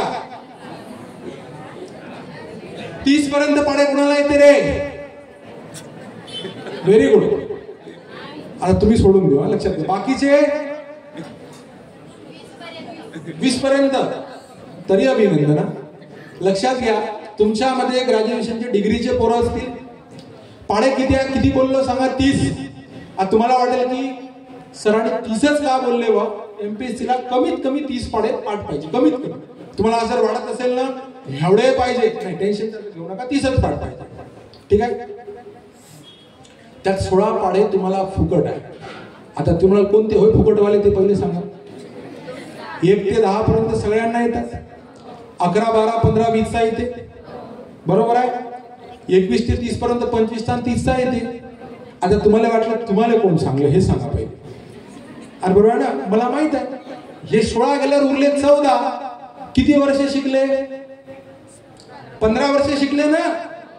मग वेगळे 14 पाढे पाठ नाही झाले आणि म्हणता 12वीत 97% आहे. अरे बरोबर ना, वेगळे 14 पाढे पाठ नाही झाले म्हणते 12वीत 97%. 500ची नोट दिली जिला गणितात 100 मार्क आहे, कुठे गेली? दुकानात. दुकानदारानं 20 रुपये कमी दिले वापस. आणि आजोबा अंगठे बहादूर त्याच्या हातात पैसे आणून दिले. आणि हे आजोबा काय करतात, पैसे मोजताय. बाई म्हणते कमी आले का ग? म्हणते 20 रुपये. आणि खरोखरच 20 रुपये कमी आले. आजोबा अंगठे बहादूर, बाईला गणितात 100. का करायचं? अरे याला एज्युकेशन म्हणू का आपण? गणिताची फिलिंग तुमच्यात आली पाहिजे शिकताना. एक ग्रुप झालं पाहिजे, एक ग्रुप फिलिंग आली पाहिजे. कसं आहे माहितीये का, दुकानदार मोजत आहे ना 25 रुपये साखर, तुम्ही डोक्यात आले पाहिजे 32. 5 रुपयाचा चिप्सचा पुडा 37. अरे बरोबर आहे ना. त्या आजोबाला गणित जरी येत नसेल ना, पैसे हातात घेतल्याबरोबर आजोबा दुकानदाराला म्हणते भाव एकदा मोजून पहा बरं म्हणते. आणि खरोखरच कमी भरते, हे लक्षात घ्या. समजत आहे? पण आपण काय करतो सांगा, गणिताला घाबरतो. अरे घाबरतो की नाही? इंग्रजीला घाबरतो. किती पाहिजे रे इंग्रजी? 10वी 12वीला पास व्हायला किती टक्के पाहिजे? 35%. अरे बापरे, 35% पाहिजे, बरोबर आहे. आणि त्या इंग्रजीमुळे, गणितामुळे आपण घाबरतो. आपली आजी आहे ना घरी, आजी 33.33% इंग्रजी तर आजी बोलते रे. अरे तुम्हाला उरतेच किती पहा ना. तुमची आजी थंडीचे दिवस आहे, फॅन सुरू केला. अरे कळते का आजी तुम्हाला काय म्हणते? फॅन बंद कर. एकूण किती शब्द आले? 3 आले ना. फॅन बंद कर, 3 शब्द आले. मग करा आता, शेकडा करा किती होते, त्यातला एक तर फॅन आहे. 33.33% शब्द इंग्रजी. ग्लास भर पाणी दे, ग्लास इंग्रजी आला. तुझा शर्ट कुठे आहे, पॅन्ट कुठे आहे, बटन कुठे आहे, टीव्ही, ड्रायव्हर, कंडक्टर, बस, कोणते शब्द आहे ना इंग्रजी. भीती तरी कोणाची वाटते? इंग्रजी. कारण काय? आपण ते केलं नाही, हे लक्षात घ्या. तुमच्या सातत्य ठेवा. सगळ्यात मोठा अडथळा आहे तुमचा म्हणजे कोण सांगा? मोबाईल.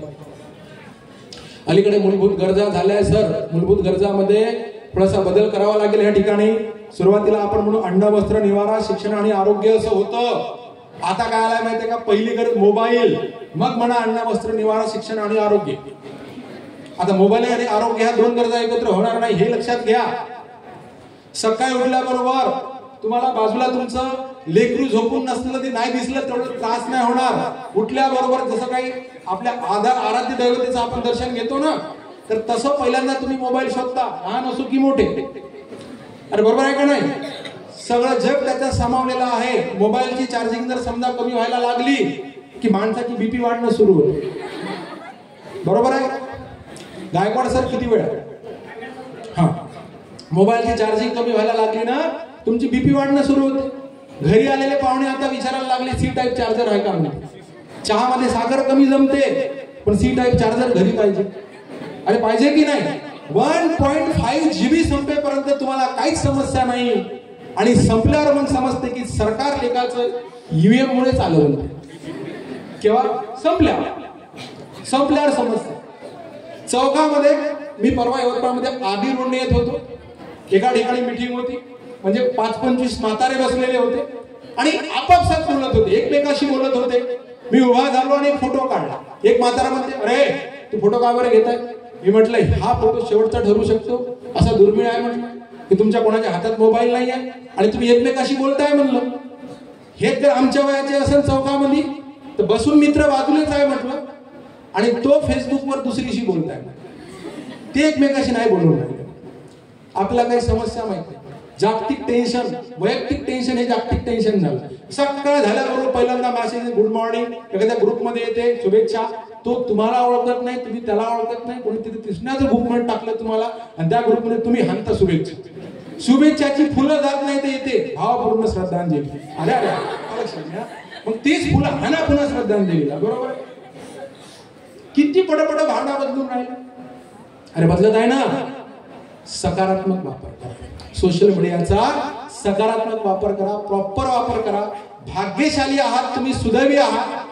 तेव्हा काही साहित्य नव्हतं आपल्याला त्या गोष्टी मिळायच्या नाही. आज तुमच्या हातात क्लास आहे. माझा ऑनलाईन क्लास आहे. 5,500 विद्यार्थी ऑनलाईन प्लॅटफॉर्मवर आहे.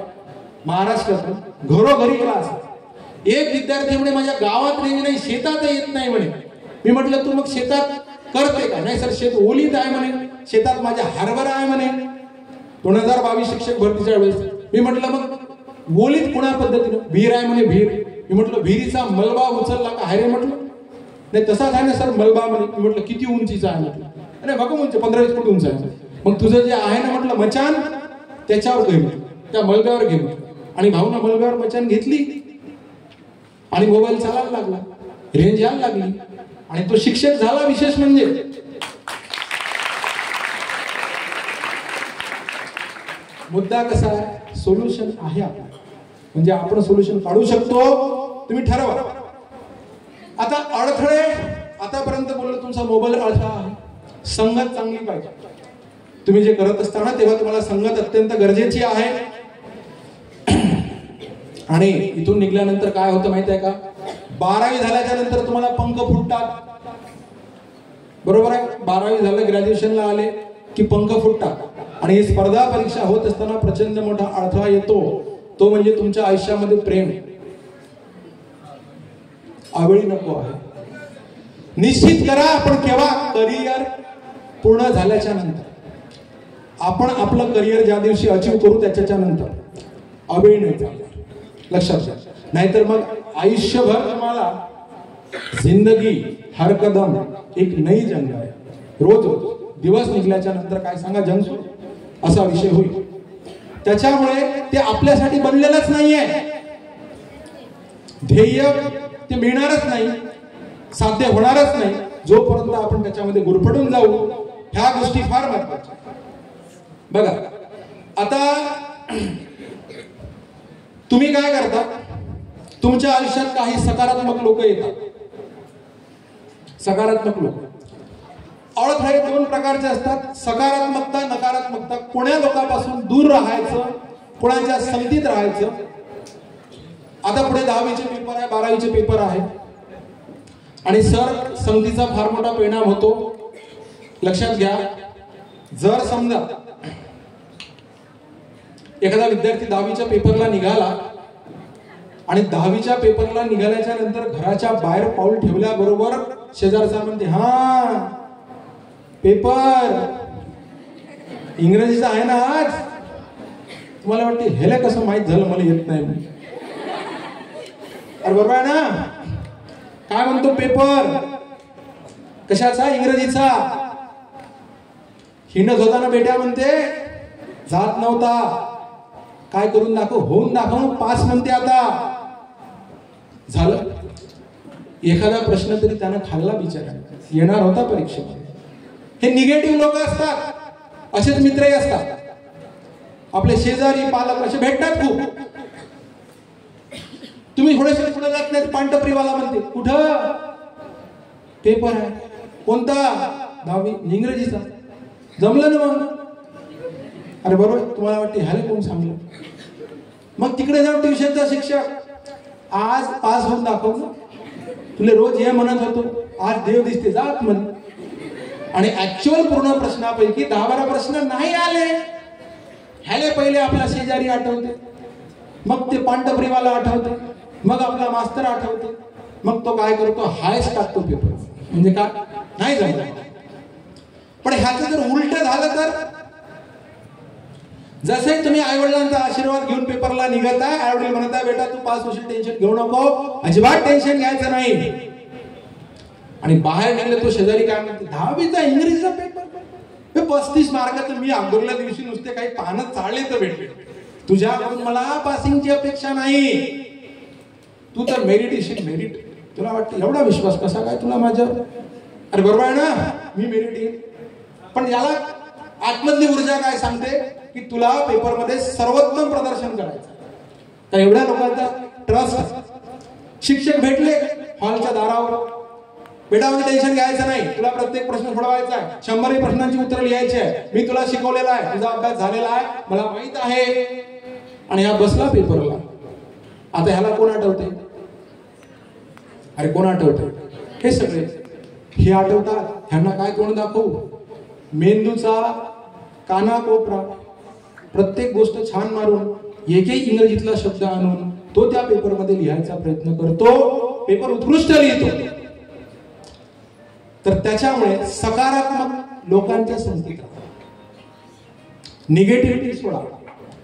तुम्हाला आपले पालक, शिक्षक, नातेवाईक, जे तुमचे शुभचिंतक, हितचिंतक, हे तुम्हाला अडथळे वाटतात. अडथळे बऱ्याचदा आजी शाळेत गेली नाही पण काय म्हणते रे, आजी शाळेत नाही गेली पण तुम्हाला कळते अभ्यास कर, 10वीचं वर्ष आहे तुझं, 12वीचं वर्ष आहे तुझं, नाही केला तर नापास होशील. आजीला कसं कळलं, अरे आजी शाळेत तर गेली नाही, आजीला कसं कळलं, नाही अभ्यास केला तर नापास होशील म्हणून. पण ती तुमची शुभचिंतक आहे, हितचिंतक आहे, तुम्हाला आजीचा राग येतो. वडील क्रिकेट खेळायला जाऊ देत नाही म्हणून वडिलांचा राग येतो, अभ्यास कर म्हणते म्हणून. तुम्ही इथे कोण्या ना कोण्या वाहनानं आले आहे, काही लोक पायदळ आले आहे. कशानं आले रे, सायकल गाडी आले आहे तुम्ही. हा बघा, सायकलला गाडीला ब्रेक्स कशासाठी असतात, ब्रेक ब्रेक कशासाठी, थांबवासाठी. गुड. आणखी आणखी स्पीड कमी कर, क्या बात आहे, बढिया. हा पुन्हा मागे, ते सायकलचा ब्रेक जाऊ द्या म्हणा, तुमचा ब्रेक लावा पहिले म्हणा. अरे बरोबर आहे ना. आणखी ब्रेक कशासाठी असतात, बिलकुल बिलकुल अडचणीपासून रोखण्यासाठी. 300 शब्दात उत्तर लिहा म्हटल्यावर असंच हाना लागते. मुद्दा म्हणजे थांबवायचा असो, पण अडचणी येण्यासाठी, दगड आला तर थांबवण्यासाठी, झाड आला तर थांबवण्यासाठी काहीतरी करावं लागेल ना. मी सांगू कशासाठी असते ब्रेक, गाडी सुसाट पळवण्यासाठी, बुलेट ट्रेन सारखी. नाही समजलं, ब्रेक नसेल तर, अरे ब्रेक नसेल तर काऊन नाही पडत, हा ब्रेकच नाही, काय कामाचीच काय ते म्हणा, हा पळवायला लागलं तर मरण मी म्हणत. बरोबर आहे ना. मग आपल्या चुकीच्या वर्तनांना शिक्षक सांगते असं करू नको, तुम्हाला वाटते मी करायला लागलो, ह्या काम करू नको म्हणते, ह्या ब्रेक. पालक मध्ये जाऊ नको, हा ब्रेक. समजलं का. आजी म्हणते 10वीचं वर्ष अभ्यास कर, काय होय, ब्रेक होय. आणि आपण त्यांना काय म्हणतो, काय यार किटकिट लावला. अरे बरोबर आहे ना. बाकीचे घेऊन राहिले, थांब थोडा शांती ठेव, तुझी भावना कळत आहे, तू जोरा जोरात ओरडून राहिला. मी 10 तास रोज बोलतो, मी खतरनाक कार्यकर्ते पाहिलेले आहेत, तुला घेऊन बोलतो. तर हे तुमच्या आयुष्यातले सकारात्मक ब्रेक आहे. कोणते ब्रेक आहे? सकारात्मक. बिना ब्रेकची तुमची गाडी कोणी नेल गाडी चक्कर मारून आणतो. मग तुमच्या आयुष्याला सुसाट पळवायचं असेल, यशापर्यंत पोहोचायचं असेल, तर तुमचे पालक, तुमचे शिक्षक, तुमचे शुभचिंतक, तुमचे हितचिंतक ह्या लोकांचं ऐकणं जरुरी आहे. मी तुम्हाला एक गोष्ट सांगतो, एक मार्क परीक्षेमध्ये कमी पडला तर चालते. बरोबर? काय बोललो? एक मार्क जी जगात परीक्षा द्या त्या परीक्षेत कमी पडला तर चालते, पण आपल्या वडिलांचा, पालकांचा, गुरुजनांचा एक शब्द खाली पडता कामा नये. त्यांच्या आयुष्याचा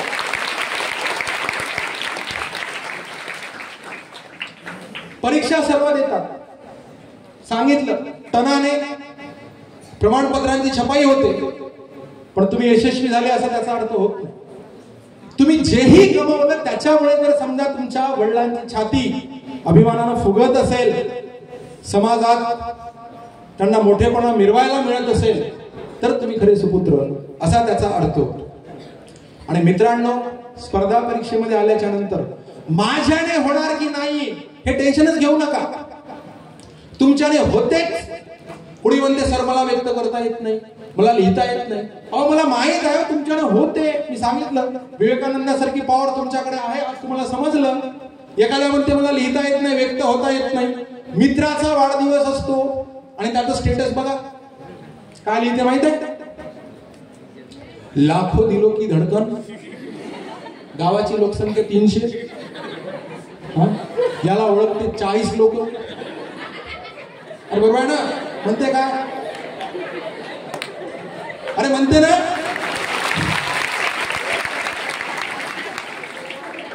मुलींच्या मनावर अधिराज्य करणारे असते दुसरं वाक्य, चॉकलेट बॉय. मुलींच्या मनावर अधिराज्य करणारे, 2-3 वेळेस लाता खाल्ल्या, काही वेळा बापाने हाणलं मुलींच्या. Chocolate boy. खर्रा खाऊ खाऊ कोणी गाला आतमध्ये गेले आणि चॉकलेट बॉय चॉकलेट सारखा लाळ गळत असते खर्रा खाताना. बरोबर? आणि तुम्ही काय म्हणता? चॉकलेट खाली म्हणता की नाही? हा, मग आता तुम्ही सांगा लिहिता की नाही? असं वाटतं की एखादा सुज्ञ लेखक लिहून राहिला. बरोबर? लिहा ना, मग ते परीक्षेत लिहा. 10वी-12वी आहे ना, मग लेखकाचं मनोगत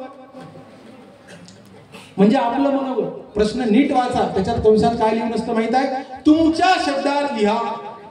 अरे असते की नाही? तर तुम्ही कोणाच्या शब्दात लिहिता? नाही, तुम्ही लिहिता 21 अपेक्षित प्रश्न संचच्या स्वरूपात, कोहिनूरच्या स्वरूपात, डायमंडच्या स्वरूपात. अरे बरोबर आहे का नाही? असा शिकवलेल्या शिक्षकावर तुमचा विश्वास कमी, म्हणजे ह्याचं लिहिलं तर मार्क भेटेल का नाही? मी सर BA सेकंड इयरचे पेपर तपासले. एकदा पेपर तपासले, 24चा काहीतरी गठ्ठा होता. सर एका प्रश्नाचं उत्तर तिथूनच सुरू झालं, तिथंच बंद झालं. म्हणजे पुढे पुढे असं झालं 10-12 पेपर तपासल्यावर, म्हणजे मला तो प्रश्नाचं उत्तरच पाठ झालं. मग मला समजलं की हे अपेक्षित होतं. म्हणजे कॉपी रूम भर फिरली, हॉल भर फिरली. अरे बरोबर का नाही? योग्य की अयोग्य? चुकीचा. तुम्ही काय मिळवलं त्याच्यातून? तुम्हाला काय नॉलेज? विद्यार्थी नाही तुम्ही, परीक्षार्थी झाले ना. परीक्षेपुरतं येतात, सामान्याने येत आहे का? एकदा एक राजा होता. पहिले गुरुकुल पद्धती होती. लेकरं नेऊन अरण्यात सोडून द्यायची, गुरु त्यांना सर्व विद्या द्यायचा, पुन्हा मग राजा घेऊन. तर राजाने आपला मुलगा नेऊन सोडला गुरुकडे. विद्यार्जन झाला, मुलगा मोठा झाला, युवराज आता राजा होणार होता. शेवटच्या दिवशी युवराजाने, त्या राजाने गुरुला विचारलं, काय तुम्ही सर्व विद्या दिली म्हणे?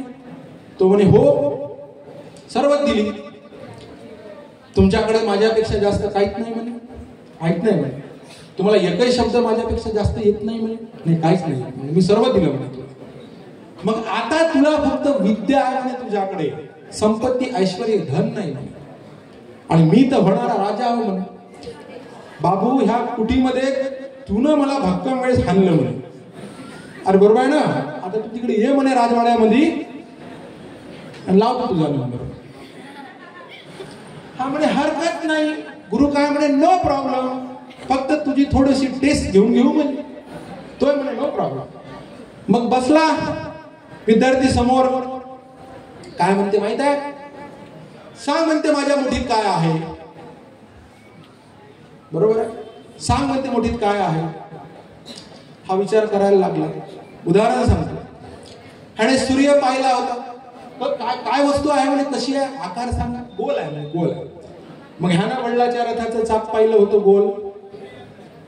उगवणारा सूर्य पाहिला होता, गोल. रात्रीचा चंद्र पाहिला होता, गोल. आणि हा काय म्हणे, रथाचं चाक असं म्हणे तुमच्या मुठीमध्ये. याला म्हणतात माहित आहे का, सामान्य ज्ञान. पुस्तकी शिकला होता तो. अरे मुद्दा कळते ना, पुस्तकी शिकला. नाहीतर मग सूर्य असेल म्हणे, चंद्र असेल म्हणे. जा म्हणे घरी, तू तुझ्यासारख्या शिष्यानं फाशी दिली तरी चालते, मला काही प्रॉब्लेम नाही. समजत आहे का? तुम्ही जे शिकत आहे ना ते पुस्तकी ज्ञान आहे. ज्ञानापेक्षा कोण मोठा, अनुभव मोठा. इकडे जे बसले आहे ना, ह्यांनी गणितात जरी 100 मिळवले असेल आणि शिकवणाऱ्या शिक्षकाला 87 पडत असेल, मग विद्यार्थ्याला असं वाटू नये की मी सरांपेक्षा 13 गुणांनी मोठा आहो. दादा, हे विद्यापीठ असते इकडे. समृद्धी महामार्गाचं सर बांधकाम झालं मागे, आणि तिथे ते हायमास लाईट लावतात, माहित आहे तुम्हाला. आता 3-4 किलोमीटरवर एखादा ब्रिज येतो, पूल येतो. तर आता त्या पुलामध्ये जिथे कनेक्शन आणायचं होतं, पाईप मधून वायर टाकायचा होता, तो राहून गेला. आणि आता ते लाईट लागणार नाही. उत्कृष्ट इंजिनियर लोकांच्या गाड्या येऊन चालल्या. कशासाठी माहित आहे का? पण वायरच नाही आला 5-6 किलोमीटर वरून, तर आता काय ते तेवढा मोठा ब्रिज म्हणजे मार्ग फोडणार आहे का? आणि झालं काय, त्या एरियामध्ये एक शेळ्या चारणारा जायचा, निरक्षर.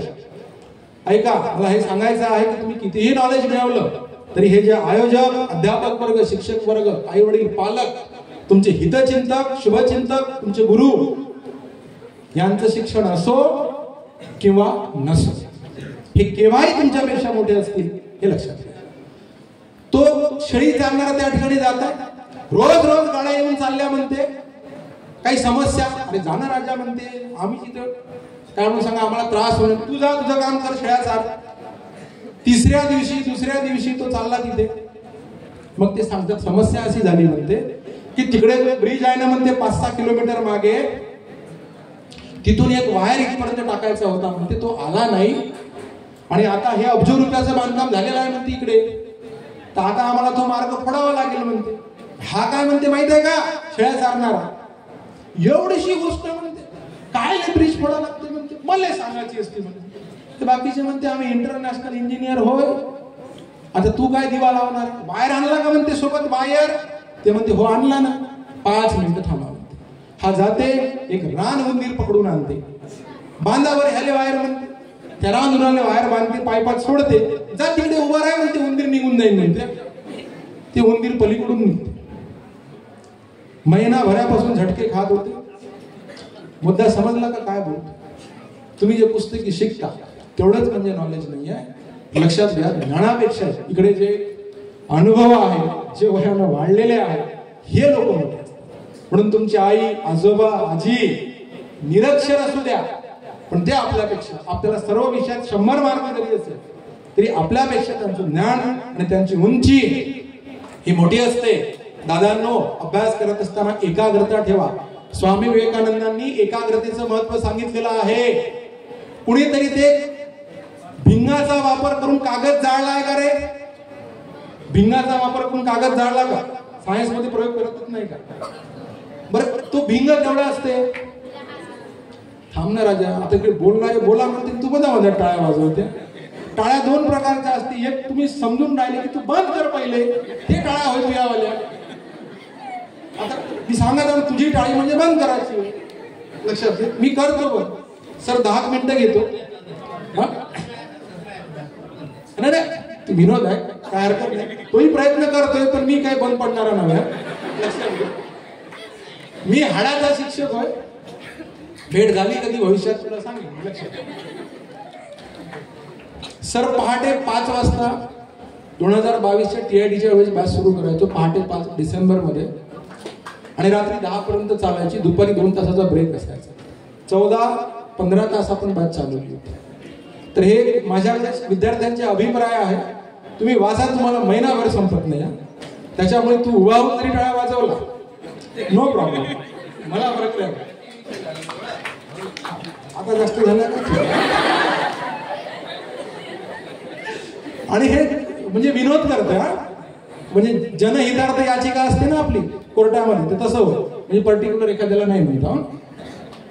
एकाग्रता ठेवा. भिंगाचा प्रयोग केला आहे? अरे केला आहे ना. मला सांगा, छोटस भिंग असते, त्याच्यावर सूर्याची प्रकाश किरण पडतात. अरे पडतात की नाही? ती सूर्यकिरण साधी एका बिंदूत जर गोळा केली तर कागद जळायला लागतो. अरे जळायला लागतो का नाही? मग एखादी गोष्ट आपल्याला लक्षात का बरं राहत नाही माहिती आहे तुम्हाला? की आपलं अवधान डिस्ट्रीब्यूट होते. एकाग्रतेशिवाय तुम्हाला तुमचा अभ्यासक्रम लक्षात येणार नाही, ही गोष्ट महत्त्वाची. स्वामी विवेकानंदांना त्या गोष्टी का बरं लक्षात राहायच्या? एकाग्रता, प्रचंड एकाग्रता. तुम्ही चित्रपट पाहायला जाता, तुम्हाला चित्रपट का बरं लक्षात राहतो? चित्रपटामध्ये उतार असतो. उतार कशाचा? खुर्च्यांचा. पुढचा जर उभा झाला ना, त्याचं डोकं तुमच्या डोळ्यासमोर येते, पण तुम्हाला अडथळा आला हे समजत नाही. अभ्यास करताना प्रचंड अडथळा आहे, तेव्हा नाही समजत. मेंदूला ते समजतच नाही. तुम्ही इकडून पाहता असं करतो. अरे पाहता का नाही? कारण पुढचा डायलॉग गेला नाही पाहिजे. बरोबर आहे. उद्या विचारते झुकेगा नाही साला, कोणत्या लेखकानं लिहिलं? अरे बरोबर आहे ना. म्हणून लक्षात राहतं. ठीक आहे. तुमची मैत्रीण रात्री घरचे झोपले असताना हळूहळू बोलते, जीवाचा कान करून ऐकता. अरे करताना जीवाचा कान. आणि मास्तर बेजार होऊ शिकवते तरी लक्षात नाही. म्हणून तुम्हाला सांगतो, लक्षात घ्या, तुम्ही अवधान डिस्ट्रीब्यूट होऊ द्यायचं. आपण काय करायचं तर आपलं संपूर्ण अवधान एका गोष्टीवर केंद्रित करून आपण अभ्यास करणं हे अत्यंत गरजेचं आहे, हे लक्षात घ्या. मित्र हो, मला माहिती आहे वेळेचं सुद्धा भान आहे, पण इथपर्यंत आलो, एवढी मेहनत आयोजकांनी घेतली, त्यामुळे मी थोडा वेळ कंटिन्यू करत आहो, हे लक्षात घ्या. संगत चांगली ठेवा भाऊ. आयुष्यामध्ये तुळोजी महाराज सांगून गेले, एका भजनात सांगतात ते, संगत ना करना ऐसी जिसमें हो ऐसी तैसी. लक्षात घ्या, ज्या संगतीमध्ये ऐसी तैसी होईल तशी संगत नाही करायची. संगत तो ऐसे की करना जो साचा सुख बतलावे, नहीं तो फिर तेरा नाहक जन्म घेणारे. कोण सांगत आहे? तुळोजी महाराज. संगत प्रॉपर ठेवा. तुम्हाला वाटतं की माझा मित्र तसा नाही, माझ्यासाठी चांगला आहे. मित्र कितीही चांगला असेल, केळीचं झाड, बोरीचं झाड एकत्र असेल, मित्र असेल, जिवलग मित्र असेल, आणि वादळ आलं, वावटळ आलं, केळी आणि बोरी एकमेकात गुंतली, नुकसान कितीच होणार आहे. तसा आपला काय म्हणून सांगा, उद्देश नसेल ते नुकसान कोणाचं होणार आहे? केळीचंच होणार आहे. संगत नेहमी तुम्ही प्रॉपर करणं जरुरी आहे, हे लक्षात घ्या. तुकाराम महाराज सांगतात, कारल्याचा वेल लिंबावरी गेला, कडू कसा झाला, संगती गुण. संगतीचा फार मोठा परिणाम होत असतो. एकाच पोपट, त्याची 2 अंडे, एकाच पोपटींची 2 अंडी, एक पिलू, सख्खे भाऊ झाले ना, एक पिलू गेलं कोणाच्या घरी, एखादा खाटी काय मटन विक्रेता आहे, तो काय बोलणार आहे? तो पिलू, तो पोपट पुढे काय बोलणार आहे? अबे आजा बे, कितना चाहिए? आधा किलो चाहिए, चाप चाहिए, हड्डी चाहिए, क्या चाहिए? असं म्हणेल तो खटकाच्या घरी गेले. आणि दुसरं पिलू जर समजा ब्राह्मणाच्या घरी गेलं तर ते काय बोलेल? ओम भूर्भुवस्व तत्सवितुर्वरेण्यं भर्गो देवस्य धीमहि धियो यो न प्रचोदयात. फरक कशाचा? संगतीचा. म्हणून तुम्हाला वाटत असतं तसं नाही, संगतीचा प्रचंड मोठा परिणाम तुमच्यावर होत असतो. म्हणून तुम्ही संगत जी आहे ते प्रॉपर निवडणं जरुरी आहे. संगतीने समजा तुम्ही दगड जरी असाल, लोखंड जरी असाल, तरी तुम्ही जर परिसाच्या संगतीमध्ये जर असले तर तुमच्या लोखंडाचा सुद्धा सोनं होण्याची ताकद त्या परिसामध्ये असते. म्हणून संगत चांगली. आणि इथे तर असे मार्गदर्शक तुमच्या शाळेमध्ये असलेले गुरु आहे, की त्यांची ताकद आहे दगडाला सुद्धा काय करण्याची, सोनं करण्याची ताकद आहे. म्हणून आपण योग्य ठिकाणी चालू दे. तर बरा वेळ सर्व बराच झालेला आहे. बघा, तुम्ही हे करत असताना एक सिद्ध असणं जरुरी आहे तुमच्यामध्ये, ज्याला आपण जिद्द म्हणू. स्पर्धा परीक्षा निवडल्याबरोबर तुम्हाला असं वाटणं जरुरी आहे की आपल्याला काहीही मोठी गोष्ट भेटत असेल तरी आपण जे निवडलं तेच करायचं. अकबर बिरबल ह्याच्या गोष्टी ऐकल्या? अरे ऐकल्या का? चार्जिंग पूर्ण तुमची 1% आलेली आहे, लक्षात. अकबर बादशाह एकदा जंगलात गेला शिकारीसाठी. सायंकाळचे 5 वाजले, नमाज सुरू झाला. खाली चादर टाकली, बादशाह नमाज पडत आहे. नमाज पडता पडता काय होत आहे माहित आहे? एक महिला आली पळत पळत धावत धावत. मुलगी बादशाहला ओलांडून गेली की तिच्याच भानात, तिच्याच धुंदीत. आणि मग ती दूर गेली असेल. बादशाहला नमाज झाल्यावर आठवलं की कुणीतरी मुलगी आली होती, ती माझ्यावरून पळत गेली, मला तिची लात लागली, तिला पकडून आणा. तिला पकडून आणलं सैनिकांनी. बादशाहने विचारलं, तुला माहित आहे का मी कोण आहे म्हणून? मी हिंदुस्थानचा बादशाह. ती मुलगी मला नाही माहित. हा म्हणते मी हिंदुस्थानचा बादशाह आहे. ती मुलगी म्हणते मग काय? मग मी ते नमाज पडत होतो म्हणे, तुझी मला लात लागली, तू पळत गेली. ही सांगते की त्या नदीच्या पलीकडे माझा एक प्रियकर आहे म्हणते मुलगा, त्याच्यासाठी मी पळत चालली. मला धुंद नव्हती, मला जाण नव्हती. बरं ठीक आहे म्हणे, जा. बादशाहने जाऊ दिली. ती मुलगी 4 पावलं जाऊन वापस आली. बादशाहला म्हणते, तुला कसं माहित की तू नमाज पडताना एक मुलगी आली, तुला लाथ मारली, पळाली? तो म्हणते मी नमाज पडतोय. तेच विचारतोय म्हणते.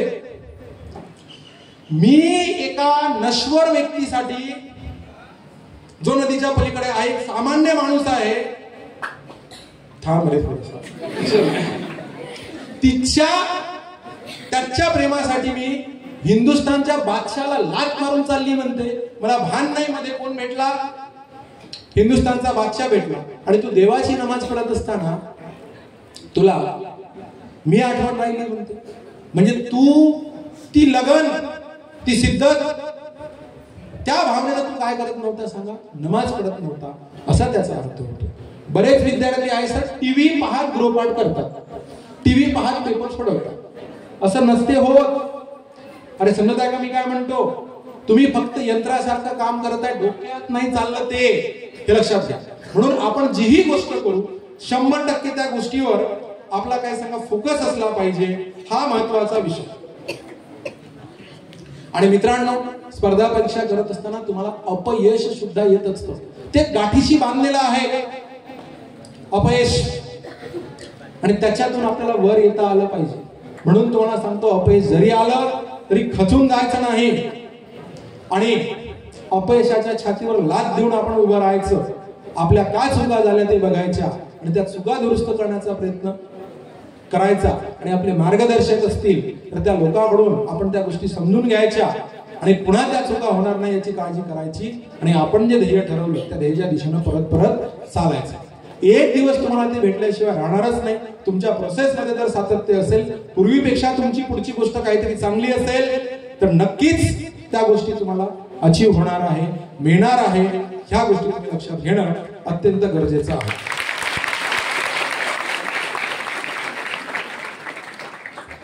झालं समजू का? आता 5 मिनिट घेतो, मोजू ना. बघा कसा आनंद झाला ना. आनंद मोजून, आता एकदम मोजू नका, पण तरी 5-7 मिनिट लक्षात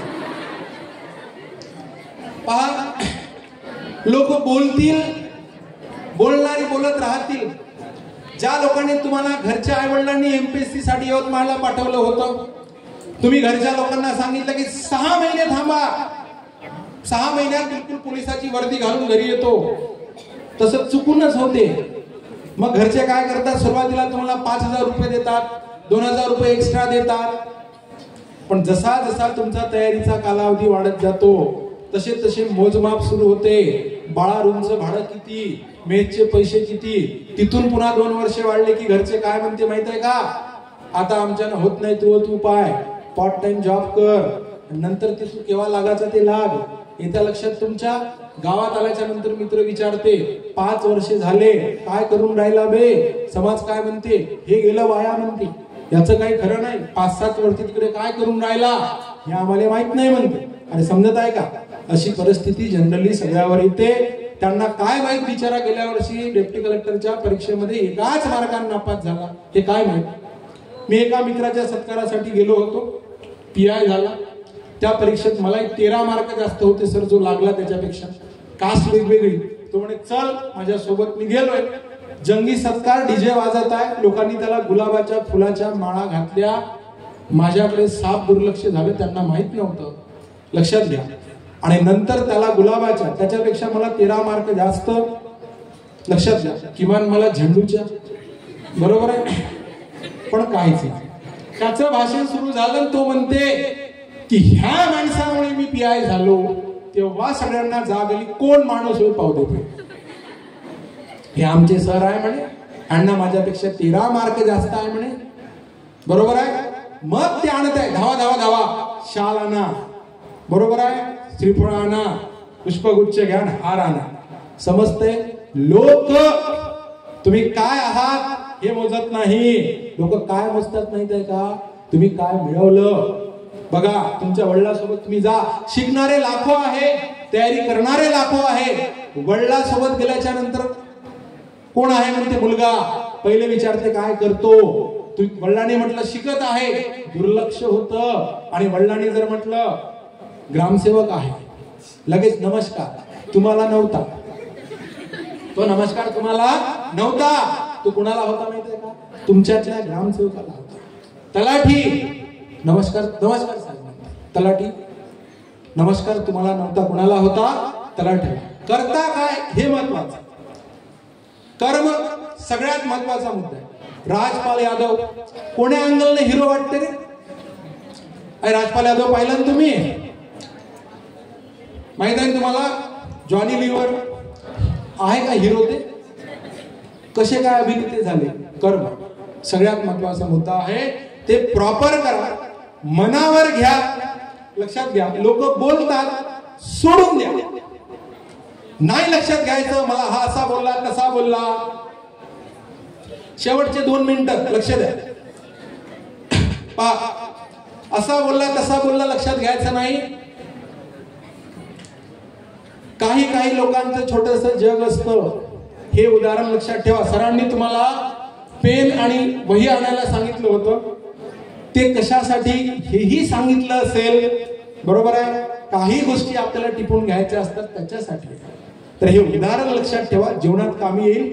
समाज बोलत असतो, पण आपल्याला उद्या तुम्ही नोकरीवर लागल्याबरोबर तोच समाज कालपर्यंत बोलणारा तुम्हाला असं म्हणेल की मला तर माहीतच होतं की तू लागणारच होता. कालच संध्याकाळी लिस्ट लागायच्या अगोदर काय म्हणे, हे मेलच नाही लागत म्हणे, लक्षात घ्या. लिस्ट मध्ये नाव आल्यावर काय म्हणतो, मला माहित होतं की तू लागणारच होता. हे असं वर्तन असतं. म्हणून तुम्हाला सांगतो, लोक बोलतील, बोलू द्या. मोठी विहीर आहे, विहिरीत बेडकं आहे, पाणी आहे. बेडकांना वाटतं की हेच आपलं जग आहे आणि ह्या जगाचे आपण राजे आहोत. पावसाळा सुरू झाला, विहीर गच्च भरली, महापूर परिस्थिती, 15 दिवस पाणी, बेडकं वर आले. अरे अरे अरे काय मोठं जग आहे रे बा, किती मजा, आनंदून गेले सर्व. आकाशात घार फिरत आहे, एका बेडकाचं लक्ष गेलं, अतिच्च क्लासमन व्हायचा वर, घार फिरत आहे. एका बेडकाला विचार आला, तिला किती छान दृश्य दिसत असेल, किती मोठा एरिया पाहायला भेटत असेल. एक बेडूक ओरडला, चल म्हणे, काय आपणही पाहू. अबे पण आपल्याला कुठं पंख आहे, आपल्याला कुठं उडता येते.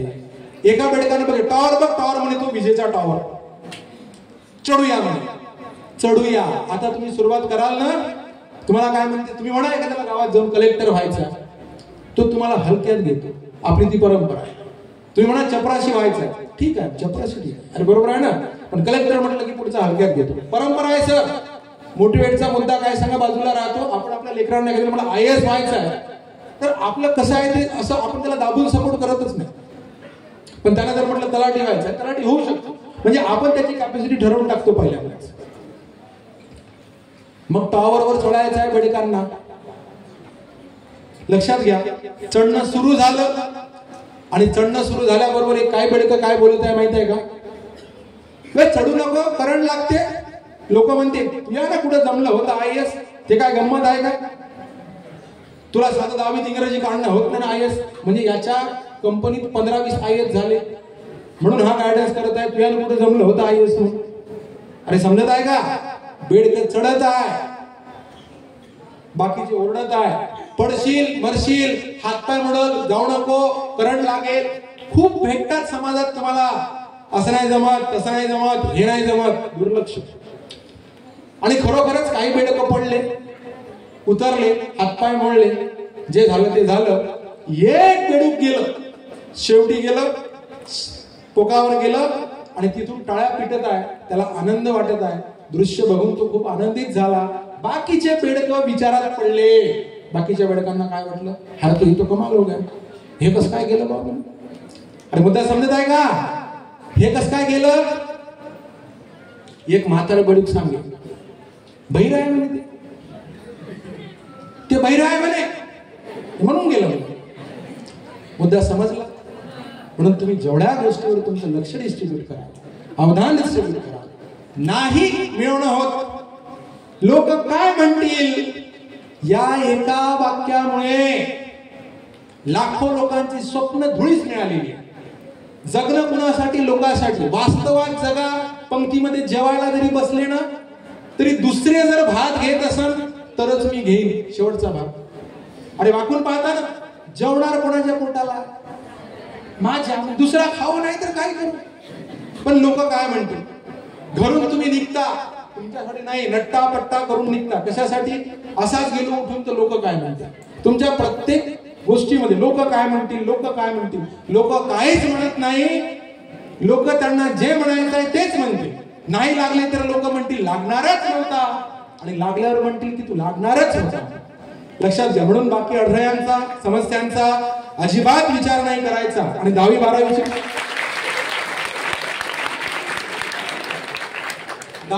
तर खूप सारी पोरं आहे, त्यांना एक सांगू इच्छितो, दादा आयुष्य म्हणजे परीक्षा आहे.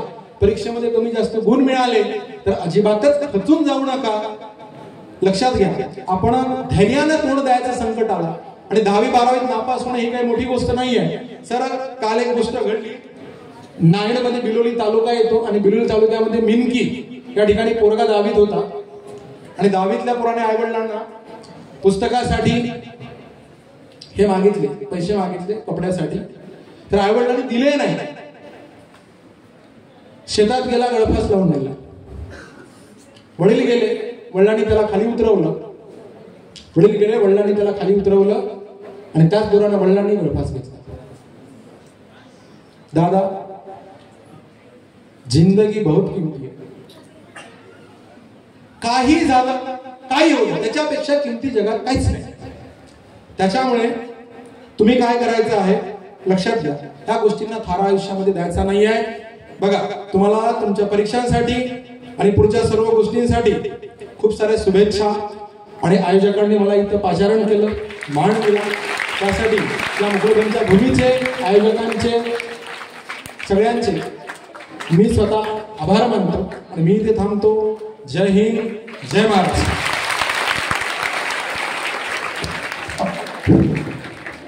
धन्यवाद सर. श्रीवल्ली पाहत असताना इंटरव्हल होते. 4 तासापासून कोणी लग्न नाही गेलं आणि पाणी प्यायला नाही गेलं. त्या श्रीवल्लीपेक्षाही मोठा पिक्चर झाला. तुम्ही एक स्वतःसाठी जोरदार टाळ्या वाजवा एक वेळा.